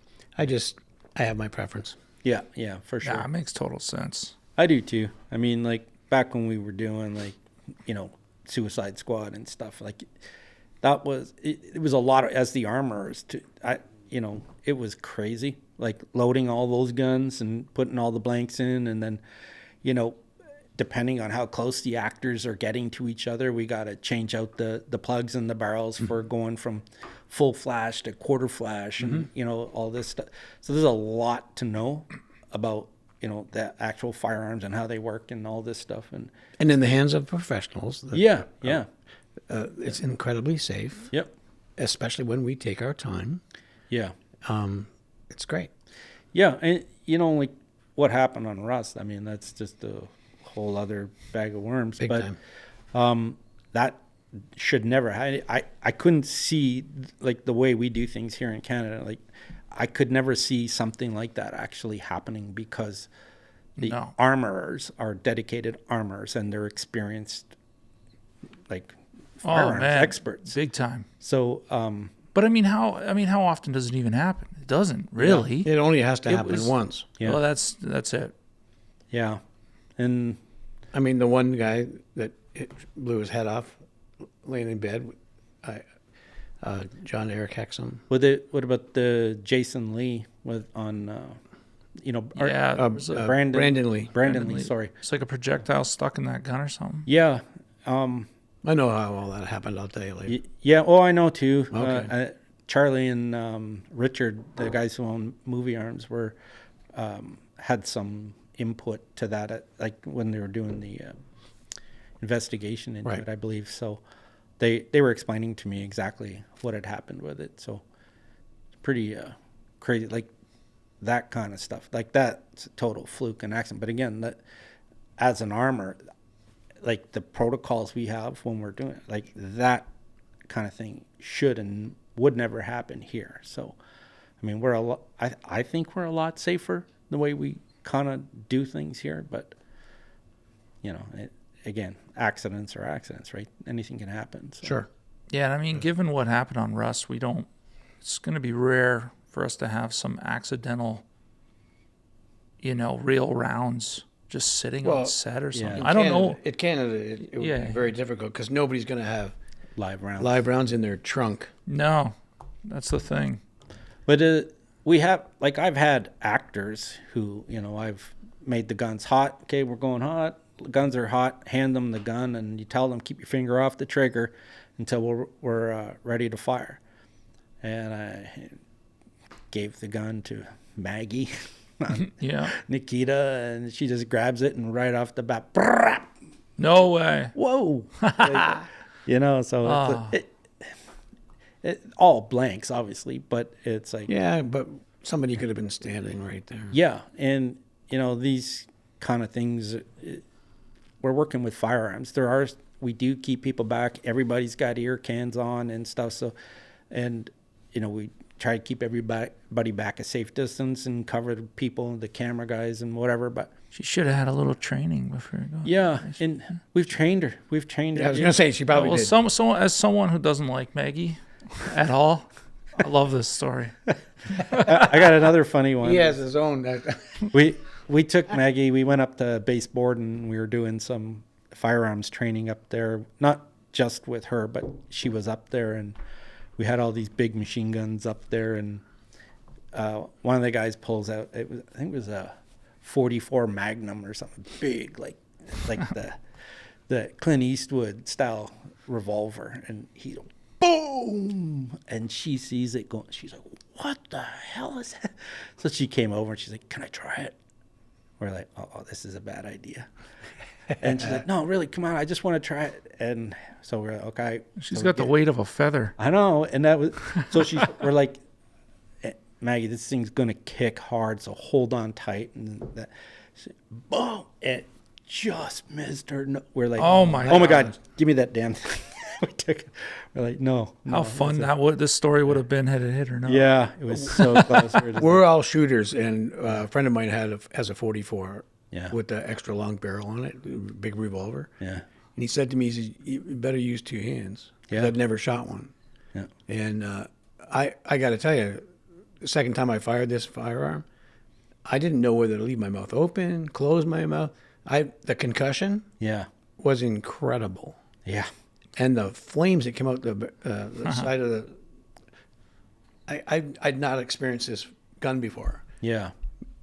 It's way That's fun. what you want in your drawer when the robber comes in. Yeah, because that concussion will knock them down. Yeah. Yeah, like when we shoot the 50 cals, like the big rifles and stuff, like obviously they got a huge kick on them. Oh, yeah. And we're laying down in the prone position, and then we put the silencers on them. Now the silencer, what it does is like all the expanding gas in there, it like Burns it up.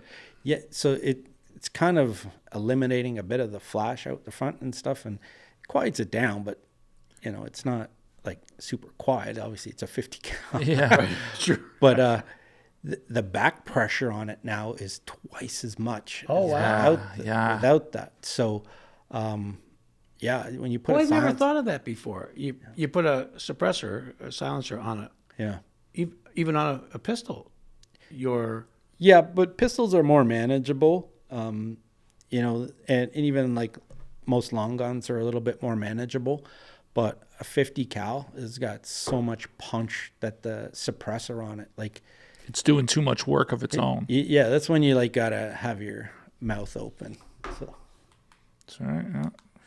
and that's when like I'm 230 pounds and it'll push me back laying down, like it'll shove you back. Got to get one of these. Yeah, they're fun. They're Yeah. definitely fun. Shoot it off this table out that window. What are your thoughts on the gun laws in Canada with the buyback in Ontario? And Yeah, I think they took in 25 guns.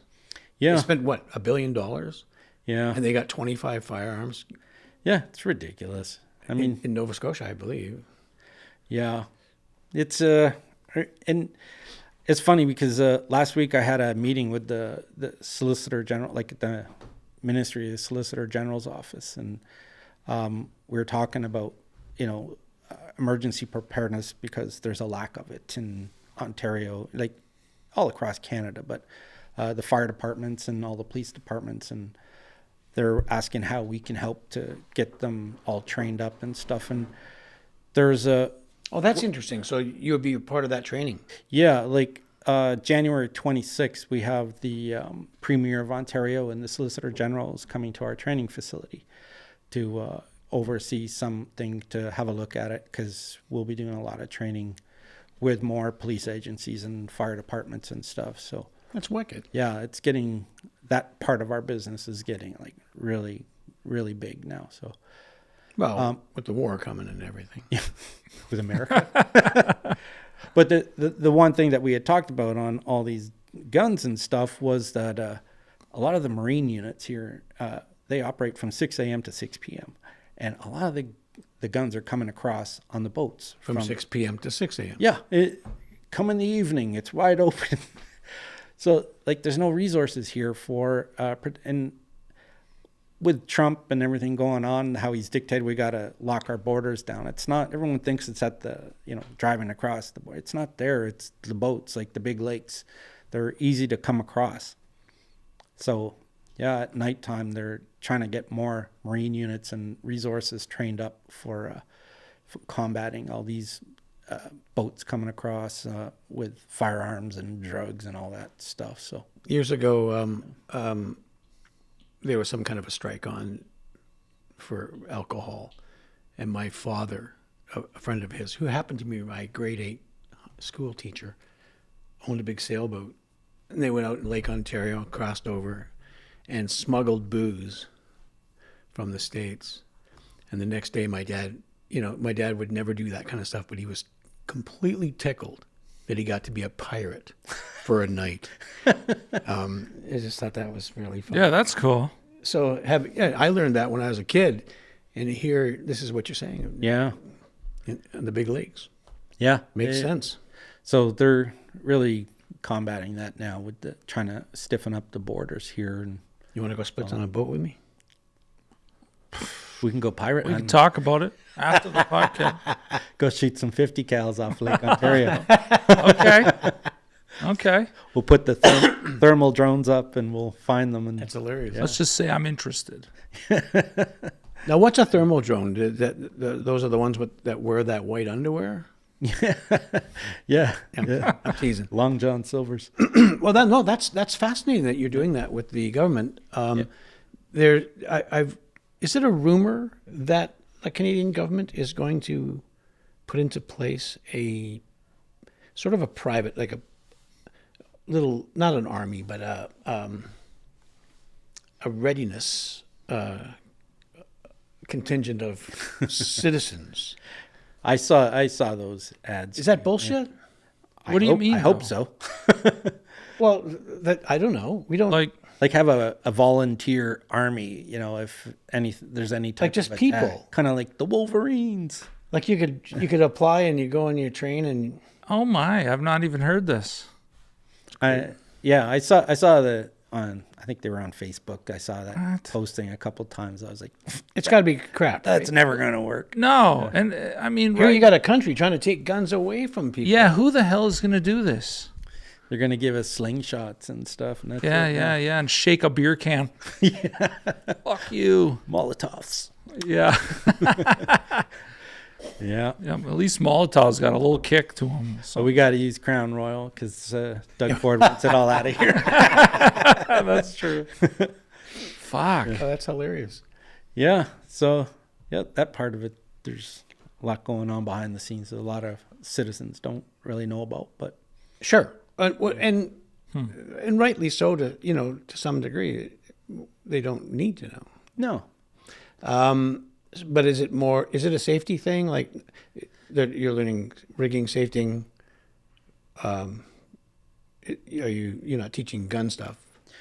No, not anymore. There's a few, like our guys, that do firearms training. We do, for the Six Nations Police Department, we do all their armoring. Okay. And we do all their guns in servicing them and cleaning them and stuff. And we do all their firearms training. So we do, all their officers, their annual recertification. A couple of our guys do have, the recertification for a lot of the police departments. So all their guys that need to be recertified every year, we take them up to mostly Urban Tactical in Brantford. In Brantford, yeah, I know the store. So we'll do a lot of the firearms training. What about the one in Kitchener there at the 401 and Highway 8? Victoria Street there? Yeah. Right. Is it 519 or something? Mm-hmm. Oh. Yeah, I haven't been in there. Oh, great! I'm a member. It's a great range. Is it? Oh yeah. Oh, sorry, different one. I was thinking. I just have always gone up to Urban. That's where Simon and the guys work up there. Okay. So I go up there training, but they do allow us to take over their range. We'll go up there with, a few cops and our guys Sure. and stuff, and we'll do our own training in there. That's what we've done forever. So They don't have an outdoor. no, not at Urban. It's all okay. Yeah, but we'll go up there and we'll take people, train them and stuff there. But Yeah, the 519, they have two ranges, one for the public and one for members. But it's great. State of the art mechanics, yeah, moving targets, whatever. the range that we use it's all open, so it's not like you stand behind at your station and shoot targets. We'll put up obstacles, and we do advanced to contact and stuff, and we're moving. Well, that's what I mean. So and that's stuff, you've got an outdoor range inside. yeah, Oh, wicked! Yeah, that's sick. Oh. And that's down here at Urban. yeah, Oh, yeah. I It's not open to the public. Right. It's private for police departments. You guys and stuff. have you been there, Blair? I have not. I mean, I've bought stuff at Urban Tactical. I've gone there many times. Yeah. They're great. I just haven't shot there. Okay. Yeah, no, It's interesting. I mean, fun. you But get you do the, triggers and bows. I've never shot at Triggers and Bows either. I was a member at Cambridge and Waterford. Right. No, okay, I remember that now. You got your John Wicks and your big movies like that going to Terran Tactical down south. You think about doing anything like that? I did, but There's a place in St. Catharines, I think, that in St. Catharines area, Grimsby. Yeah. I know the one you're talking about, Okay. Silverdale. Okay. I had thought about it, but I have such a high respect for Charlie and those guys doing all their Oh, I stuff. see. Okay. And it's Sure. not something I wanted to kind of tread on his. Right. No, that makes total sense. Yeah. Interesting. Like, Okay. a lot of our guys, like I said, are all firearms experts, but for movie stuff, I mean, Charlie, that's his business, and Yeah. I don't want. And they're incredible. Oh, they are. Now that's And respect. Charlie That's maintained great. he has all the including the weapons, Yep. uniforms, Yep. just everything. Charlie has everything. It's Yep. One-stop shop. Yep. Like I said, I got the highest respect for Yeah. Charlie, and As do we. so a lot of the guys that are working there now, like from my old unit, are actually there now. Okay. So, I know the guys there; they're all great guys. Even some of like the older guys, like Paul Wassel and those guys. I love Paul. Yeah, like they're all ex-TAC guys from Toronto, and Yeah. around. So Paul's the best dude. in Yeah, the world. Paul's great. yeah, oh yeah, Paul and them. Yeah, they're all great. So You know, the one I don't like is Graham. Yeah. there's two of them. If Graham's, What a fucker. yeah, he knows who he is. I love you, Graham. Yeah, he's a great dude. Yeah, I love Graham.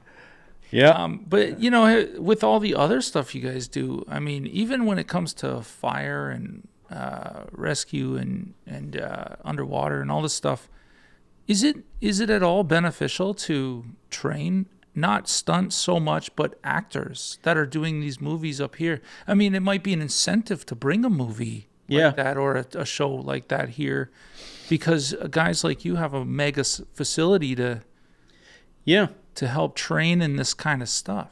Yeah, like we do have an area in our facility where you can do like FIBUA. It's called fighting in built up areas.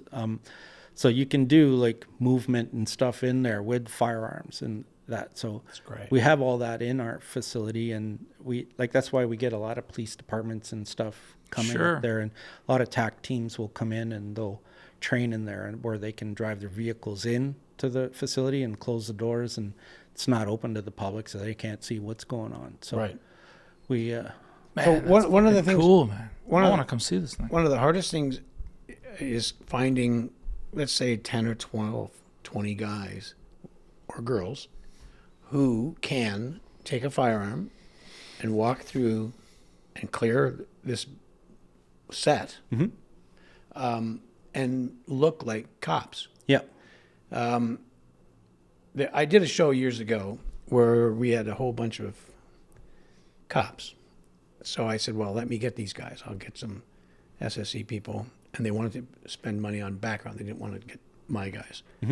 I said, yeah, but at least my guys would handle firearms properly. And then, so they said no. And I had to go with that. And then we had these guys running down this little valley thing in Toronto by the DVP. And this one guy, this is how he ran down the hill with his gun. For those of you listening, Randy looked so silly doing what he just did, Like Waving my hand. waving his hands around. And so it was funny because as he's doing it, the producer, we're in Video Village, and I'm watching the monitors, and the producer turned to me and says, Where are your guys? can you handle that? Yeah, I'm Yeah. going to ask him to go sit down. It's just so funny. So I think to Andrew's point, teaching. Have you ever thought of approaching talent agencies, anything like that, to including stunt people? Yeah, Like stunt people who don't go and study acting are foolish. I think including stunt for sure, but they're usually the first ones that think about it.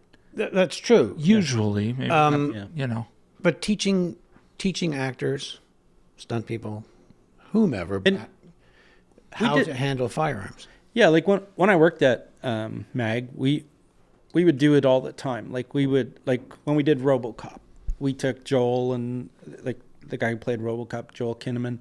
We took him and a bunch of the guys up to there's another firearms place north of the city. And Right. But see, that's the company bringing them to you Yeah. to make sure that they look proper on Right. film. I'm talking about you approaching actors, stunt people, to say, this is what I have to offer. Yep. You don't want to look like a dick next time you're on that show. We're trying to make you money, Jason. Yeah, yeah. Okay. I know, and I don't want no part of it. No, I would definitely like. I'd love doing that stuff, and I have done it for some stunt guys that have come to me to learn how to do it and how to handle firearms, and just not just handling firearms, but how to actually move with firearms through a building. Well, see, that's the point. You can hold it. I want you to move with it. Yeah.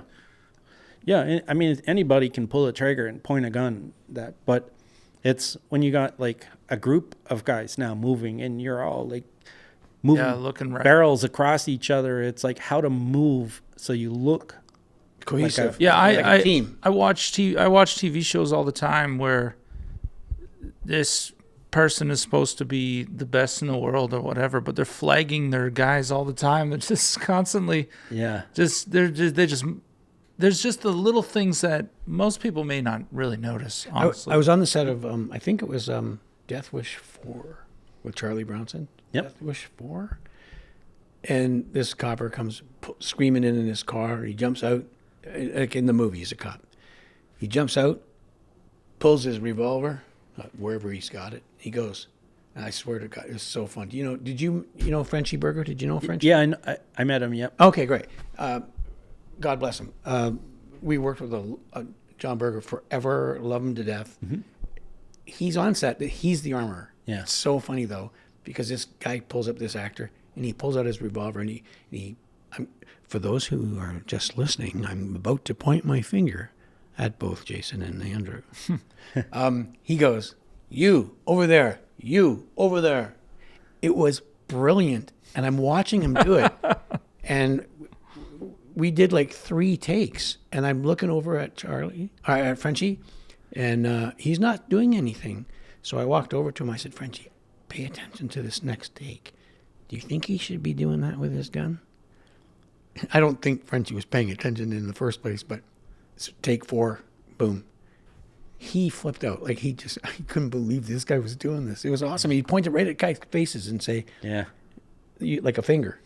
Anyway, it's just fun. Yeah, that's insane. So somebody didn't take this actor aside and show him what to do with this gun. Yeah. It was fun. Now, in the same sort of breath, there's movies like The Guardian, right? Where these guys are divers in big sea waters and whatever. And Yeah.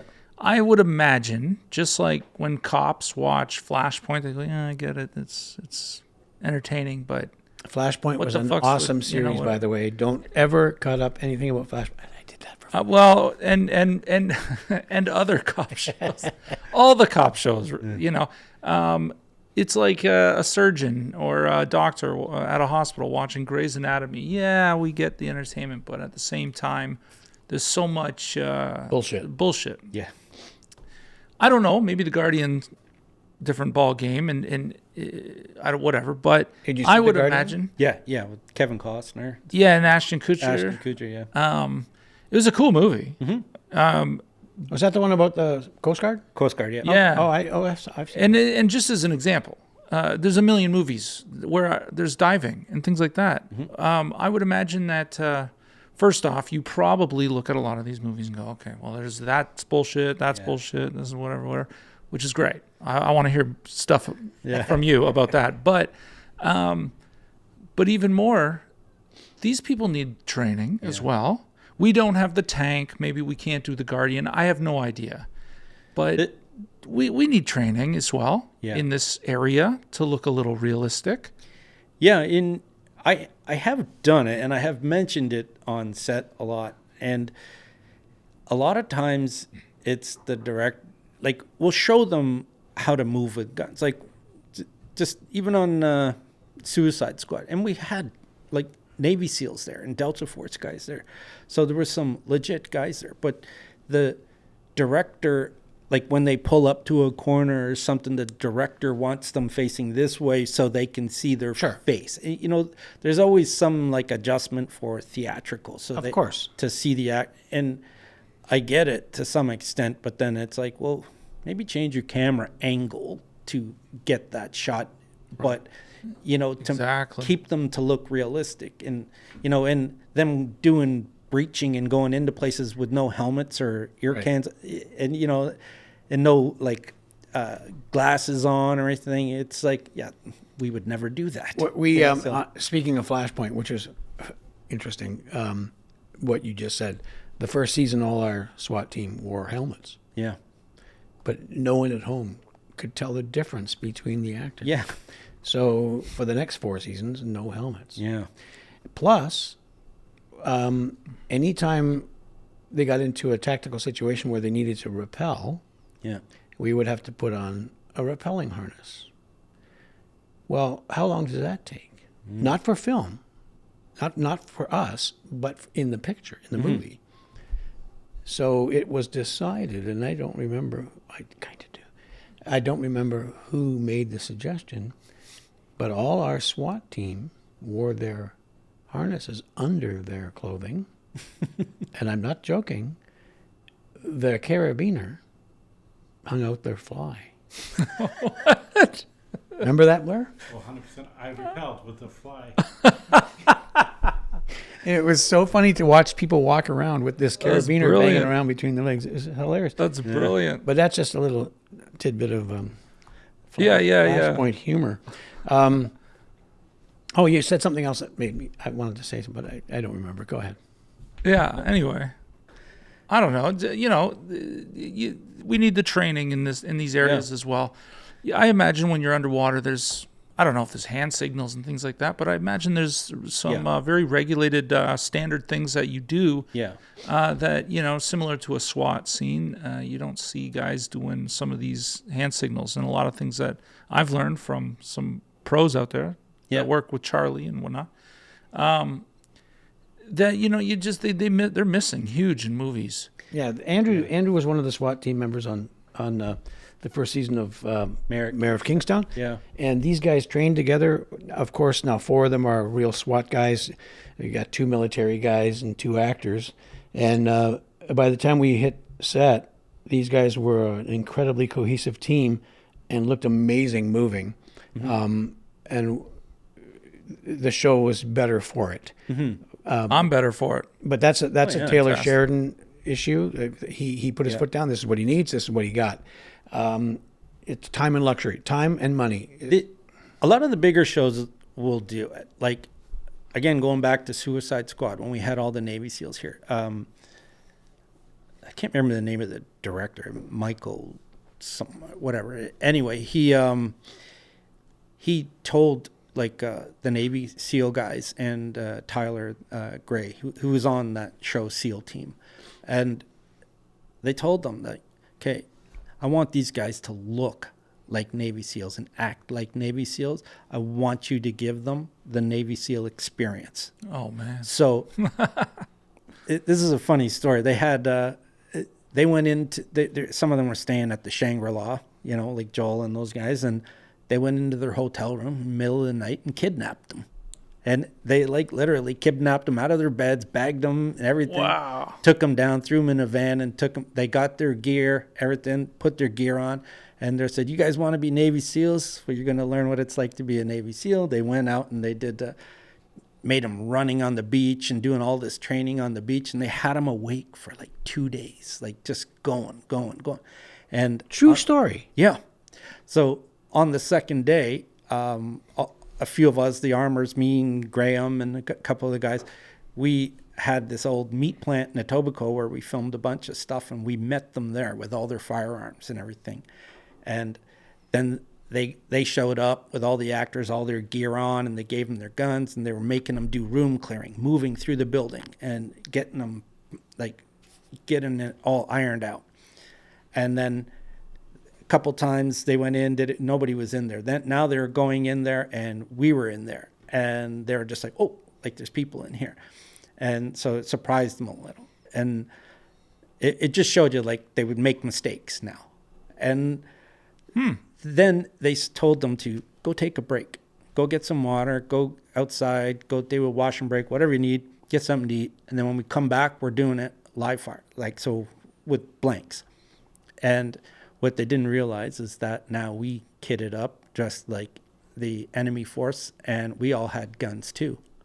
So they came in, they're moving slow. This is so fun. It's crazy. Yeah, Oh, man. they're all like moving slow. They just had something. They did it on purpose, so they had something to eat. They're feeling relaxed now. They're getting complacent, and they go into a room, and all of a sudden we're like, Allah, Pop, pop, pop, pop, pop. and they're like, holy Jesus. And now there's like, and there was a whole bunch of us. We're all hidden all over the building. Now they're like, you see them switch on. It was like, all of a sudden they're like, holy shit, like there's actually really people in here, and they're firing back. And now they're going through, and you see how their mentality changed as to, you know, from being complacent to just running through rooms. This is an incredible story. Yeah. Yeah, it was fun. It was a really Yeah, fun that's time. wicked. Oh, So, man. yeah, we got to do all that with them, and it was a lot of fun. But Wow. this is like the kind of training that they should have for like these kind of movies. Like, I'm sure like guys like Chris Pratt, who just did Terminal List, like he's got guys, his own guys that are Navy SEALs that train him because he wants to be authentic as possible. Absolutely. And so they should be.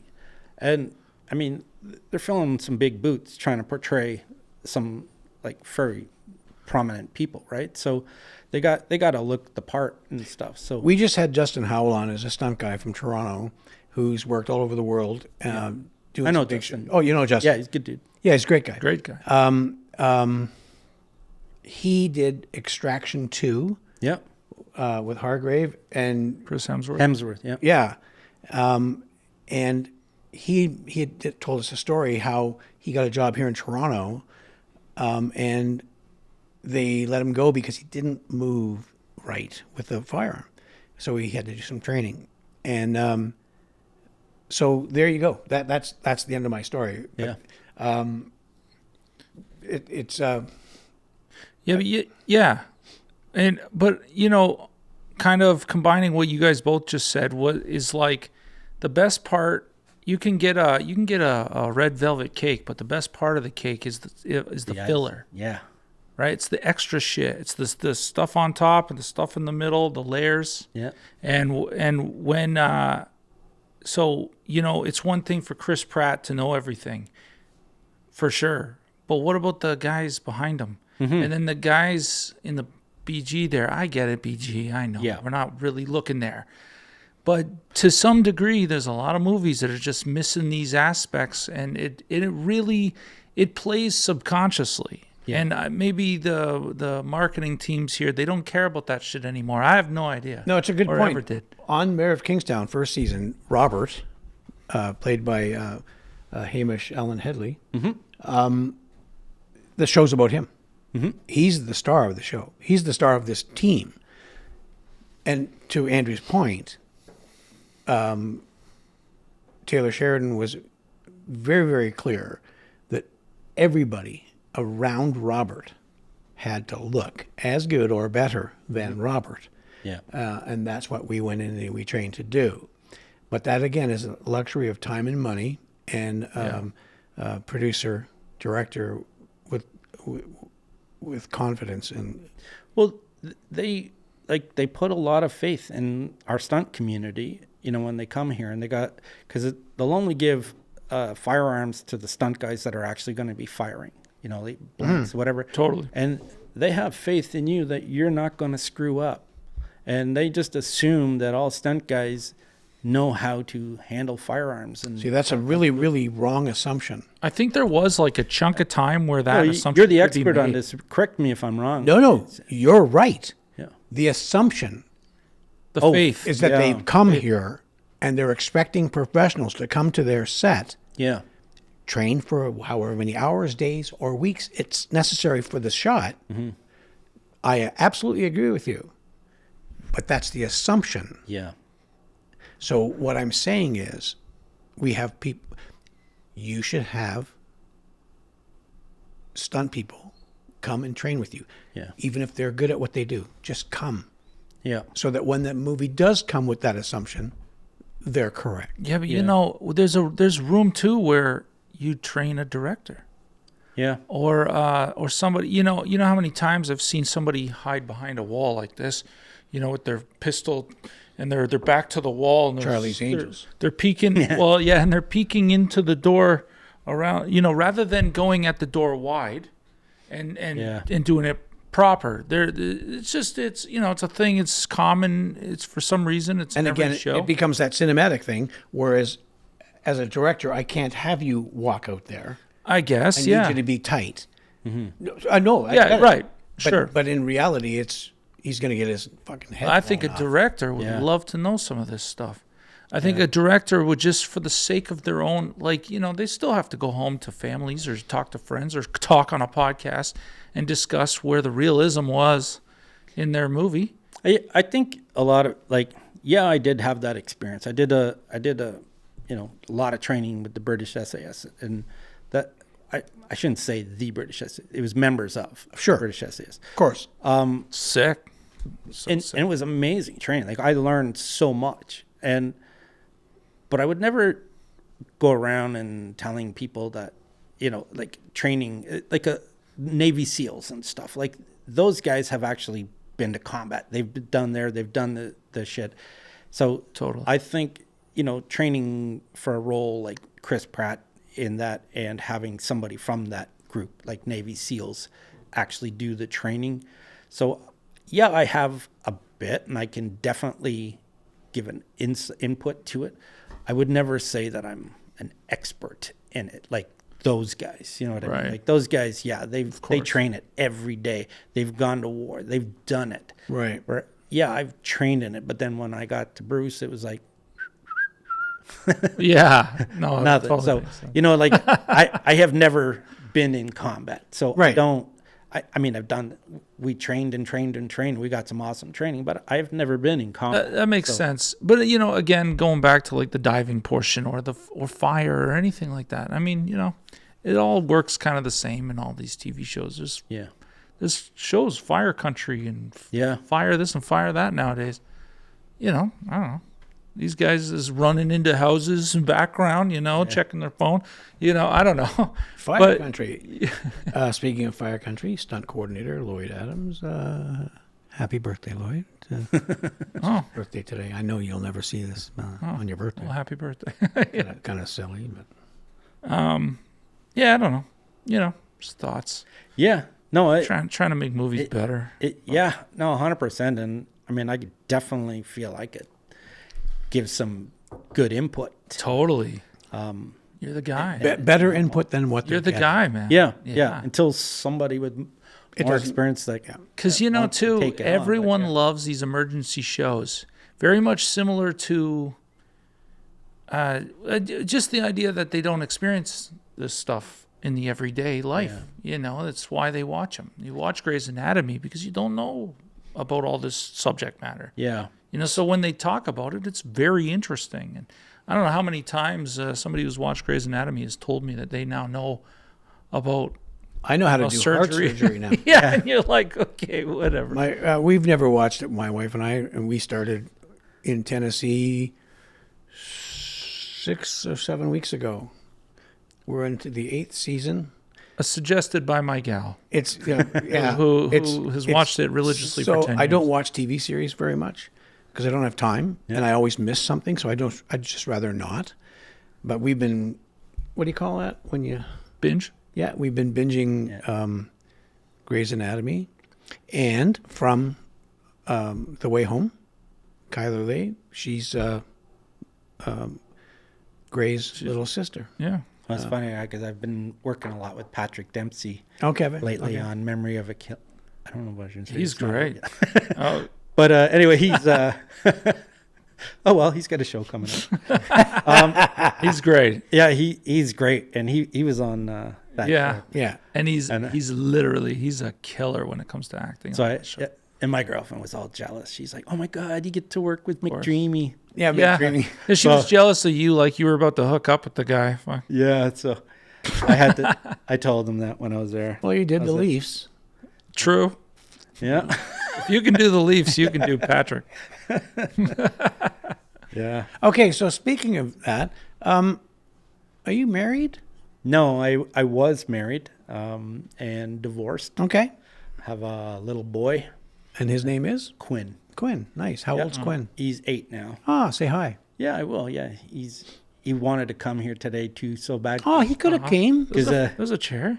but because it's snow day today and the Yeah. kids aren't at school. Oh, yeah. Oh. He said, "Can I come, Dad?" No. Well, if you let him watch this on YouTube, Yeah, because it's way more fun, yeah. he'll learn new words. Yeah. Lots of I don't know about that. He's got a pretty good vocabulary already. But It's hilarious. yeah. So and my girlfriend's got a daughter, so I think I met Quinn yeah. at your Cambridge facility when he Yes. was riding around in that back room. Yes. Yes. Where you had the, what do you call that? Close quarter? Yeah. Yeah. The Well, he was riding wrestling around on thing? what? I don't know. You some said kind he was of, riding around. yeah, but it was some kind of tricycle or something, or well, the motorized thing. Okay. his mom, my ex-wife, they're Steve Eiserman. Sure. It's the Eiserman family, so my ex is like Megan Eiserman, and Oh. they live the hell? right here in Puslinch. So they've got like over close to 2,000 acres or something right here. And Okay. so I used to have an 800-yard shooting range on the property, and my son's got like ATVs that I've built up, like race bikes and stuff. So Wow. he rips around on Ah, Yeah, he was ripping around on something. Yeah. I don't remember what it was. But, yeah. Cool. So he's a good rider. oh, that's So, great. I Yeah. see a future stunt kid. Yeah, yeah, he's quite an athlete. So we'll see. We'll Yeah, see yeah. because his old man's still trying to break into there. I'll be pissed if he gets in before me. Oh, that's so funny. Well, no, it's like I am full actor now, which took me nearly 15 years to Yeah. get. What permit was I? You were my final one. Okay, perfect. That was it. That was my 3, I think. It Yeah, was, right? three. Yeah, You need 3. three. So I did that one. I did played a dead body underwater for Don Stockford Okay. on a show. And, Okay. Great. so I did that. I did a boat operator for I think it was like some commando show, and they had stunt guys on the bow dressed as commandos, and I drive the boat into shore. They get out, big Yeah. fight scene, Yeah. and then I take off and hit the big waves. I love that. So yeah, Who was that for? That was for Eric Bryson, I think. Okay. Yeah. That was a while ago. Yeah. Okay. Yeah. So Wow. those were my big Nice. 3 stunt credits. And then Well, stay tuned, but nothing. Yeah. Well, Since then. well, that happens. You know, I've told people forever.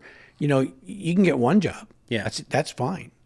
It's getting the second one, Yeah. and then the third, Yeah. and then convincing someone to hire you for the fourth. Yeah. It's what's interesting, and if you can get 3 or 4 stunt coordinators that really dig you, Yeah. you can make a living. Yeah. But it's sometimes very difficult. Yeah. totally. Yeah. And as we all know, it's a pretty tight-knit community here in Toronto. And It is. It is. It's hard to break in. Everybody wants your job, man. Exactly. But the thing too is, what people don't really get is, speaking of Flashpoint, I'm going to bring it up again. I had a certain group of Flashpoint guys, right? Blair was one of them, that were doubling the stars and blah, blah, blah, right? For 5 seasons. It was incredible. Then once that ended and I was doing other shows, some of those guys would call me and say, why can't you use me? Well, you don't fit. You know, I'm a slave to the screenplay, and it's not my show. And when it says 3, these guys, you don't fit those 3, these guys, so I can't use you. So real professionals understand that you can't do them all. I wish I could. I wish I could. I'm as envious as hell when my friends go to work, and I'm jealous that I don't get to do that movie, Yeah. but I don't fit. Yeah. Yeah. I know. I'm just waiting for they need a stunt double for a older gray-haired beard. It's I'll funny be you should fighting say you that for the because role. I'm waiting for the same fucking role. But it's funny, like you were talking about Flashpoint, because at the time when you guys were filming that, I was actually doing that close protection stuff, and I was Enrico Colantoni was one of my clients. Oh, is that right? So I'd have to Hey. drive him home. Oh, sometimes wow. Oh, Yeah. from where? From like downtown from sets, and That's a cool connection. Oh, seriously? Yeah. Oh, that's fun. he lives. Well, I can't say where he lives, but he's not too far. Yeah, you'd be just You'd be great. destroying everything. Yeah, I'm a close protection specialist. And he he lives lives at 1872. Yeah. Yeah, and I love Enrico. We've had some really awesome times together. yeah. No, he's a super nice man. So You know, Eddie Queflick, Eddie, no, I don't think. stunt guy. Oh, he was his double. It was- Oh, okay. Yeah, no, I don't think I met him. okay. Yeah. There you go. That I used Eddie for 5 years, and I miss him because I don't get to see him. Yeah. Yeah. I don't see Eddie as much these days. I've seen him, but I love that guy. Yeah. Yeah, me too. It's weird, eh? It goes in cycles. Like there's It guys does. you'll see this year, and then you won't see them for A long time. 5-6 years, and you're like, oh, you're still in the business. Oh, wow, cool. I Yeah. haven't seen you. It's kind of odd that why would you leave? Yeah. This is what we do for a living. Yeah. But we're all on different projects, and Yeah. it's kind of sad. Yeah. You fall in love with people, and then Yeah. Then you don't see them for years. yeah. Well, on that really, really sad note, Oh. maybe we should slowly dissolve and come to an end. We're rambling on all day. No. This Are has you not kidding? been ramble. This is awesome, Jason. Personally, thank you for Thank coming you guys. and doing our show. Yeah. Thank you all. It means a lot to me. And personally, you're welcome. Yeah. Thank you guys so much, man. It was awesome. I've been looking forward to this again for so Hey, long. and Oh, thanks. no, it's and so th- great. Thank Thanks you. for the new hats. Yeah. Yeah. No problem. And I'll get you one I for love you this too, hat. Blair. But Jason, would you do us the honor Yeah. of signing anywhere you want on this table? All right. You can move shit. You can move me out of the way if you need to go over here for some reason. Yeah. Love to. Yeah, we'd love to have your signature. Is this John Stead's? It is. I got And Which is funny because he thought that you it want to would scribble eventually over rub that, out. you're welcome. As well, move your phone and come up here into the second piece up here. There we go. Wherever Yeah. you want, wherever you want. And if you feel so inclined, use your own creativity and draw a picture. Oh man, now the pressure's on there. All this Pressure is background, on. I can't draw a stick man. Well, then we're excited for this.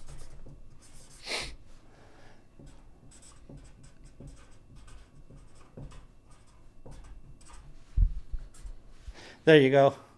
Pegasus. Did I spell it? Ah, right? Trip.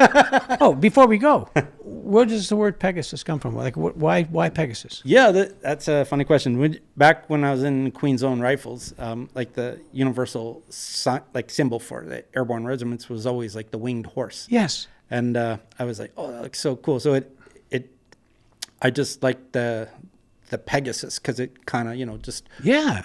overwatcher type Way thing. cooler than a dragon. Yeah, dragon safety was taken. And so. Well, dragons weren't real, but horses with wings are. Yeah, right, true. And then our logo just kind of evolved over the years. And now when the guys were in there and they got their jump wings, they would look similar to that with the Canadian leaf in the middle. Okay. And now our logo just kind of evolved to ended up looking just like it. So it's Oh, that's kinda cool. weird. Yeah. So it was kind of like an homage to that That's time. a But, great answer. yeah. Cool. I've always wanted to ask. Yeah. Jason, thank you so much for coming down. Thanks, Thank you guys. so much. It's been awesome. Yeah. Thank you. Hell yeah, man. Got it, B.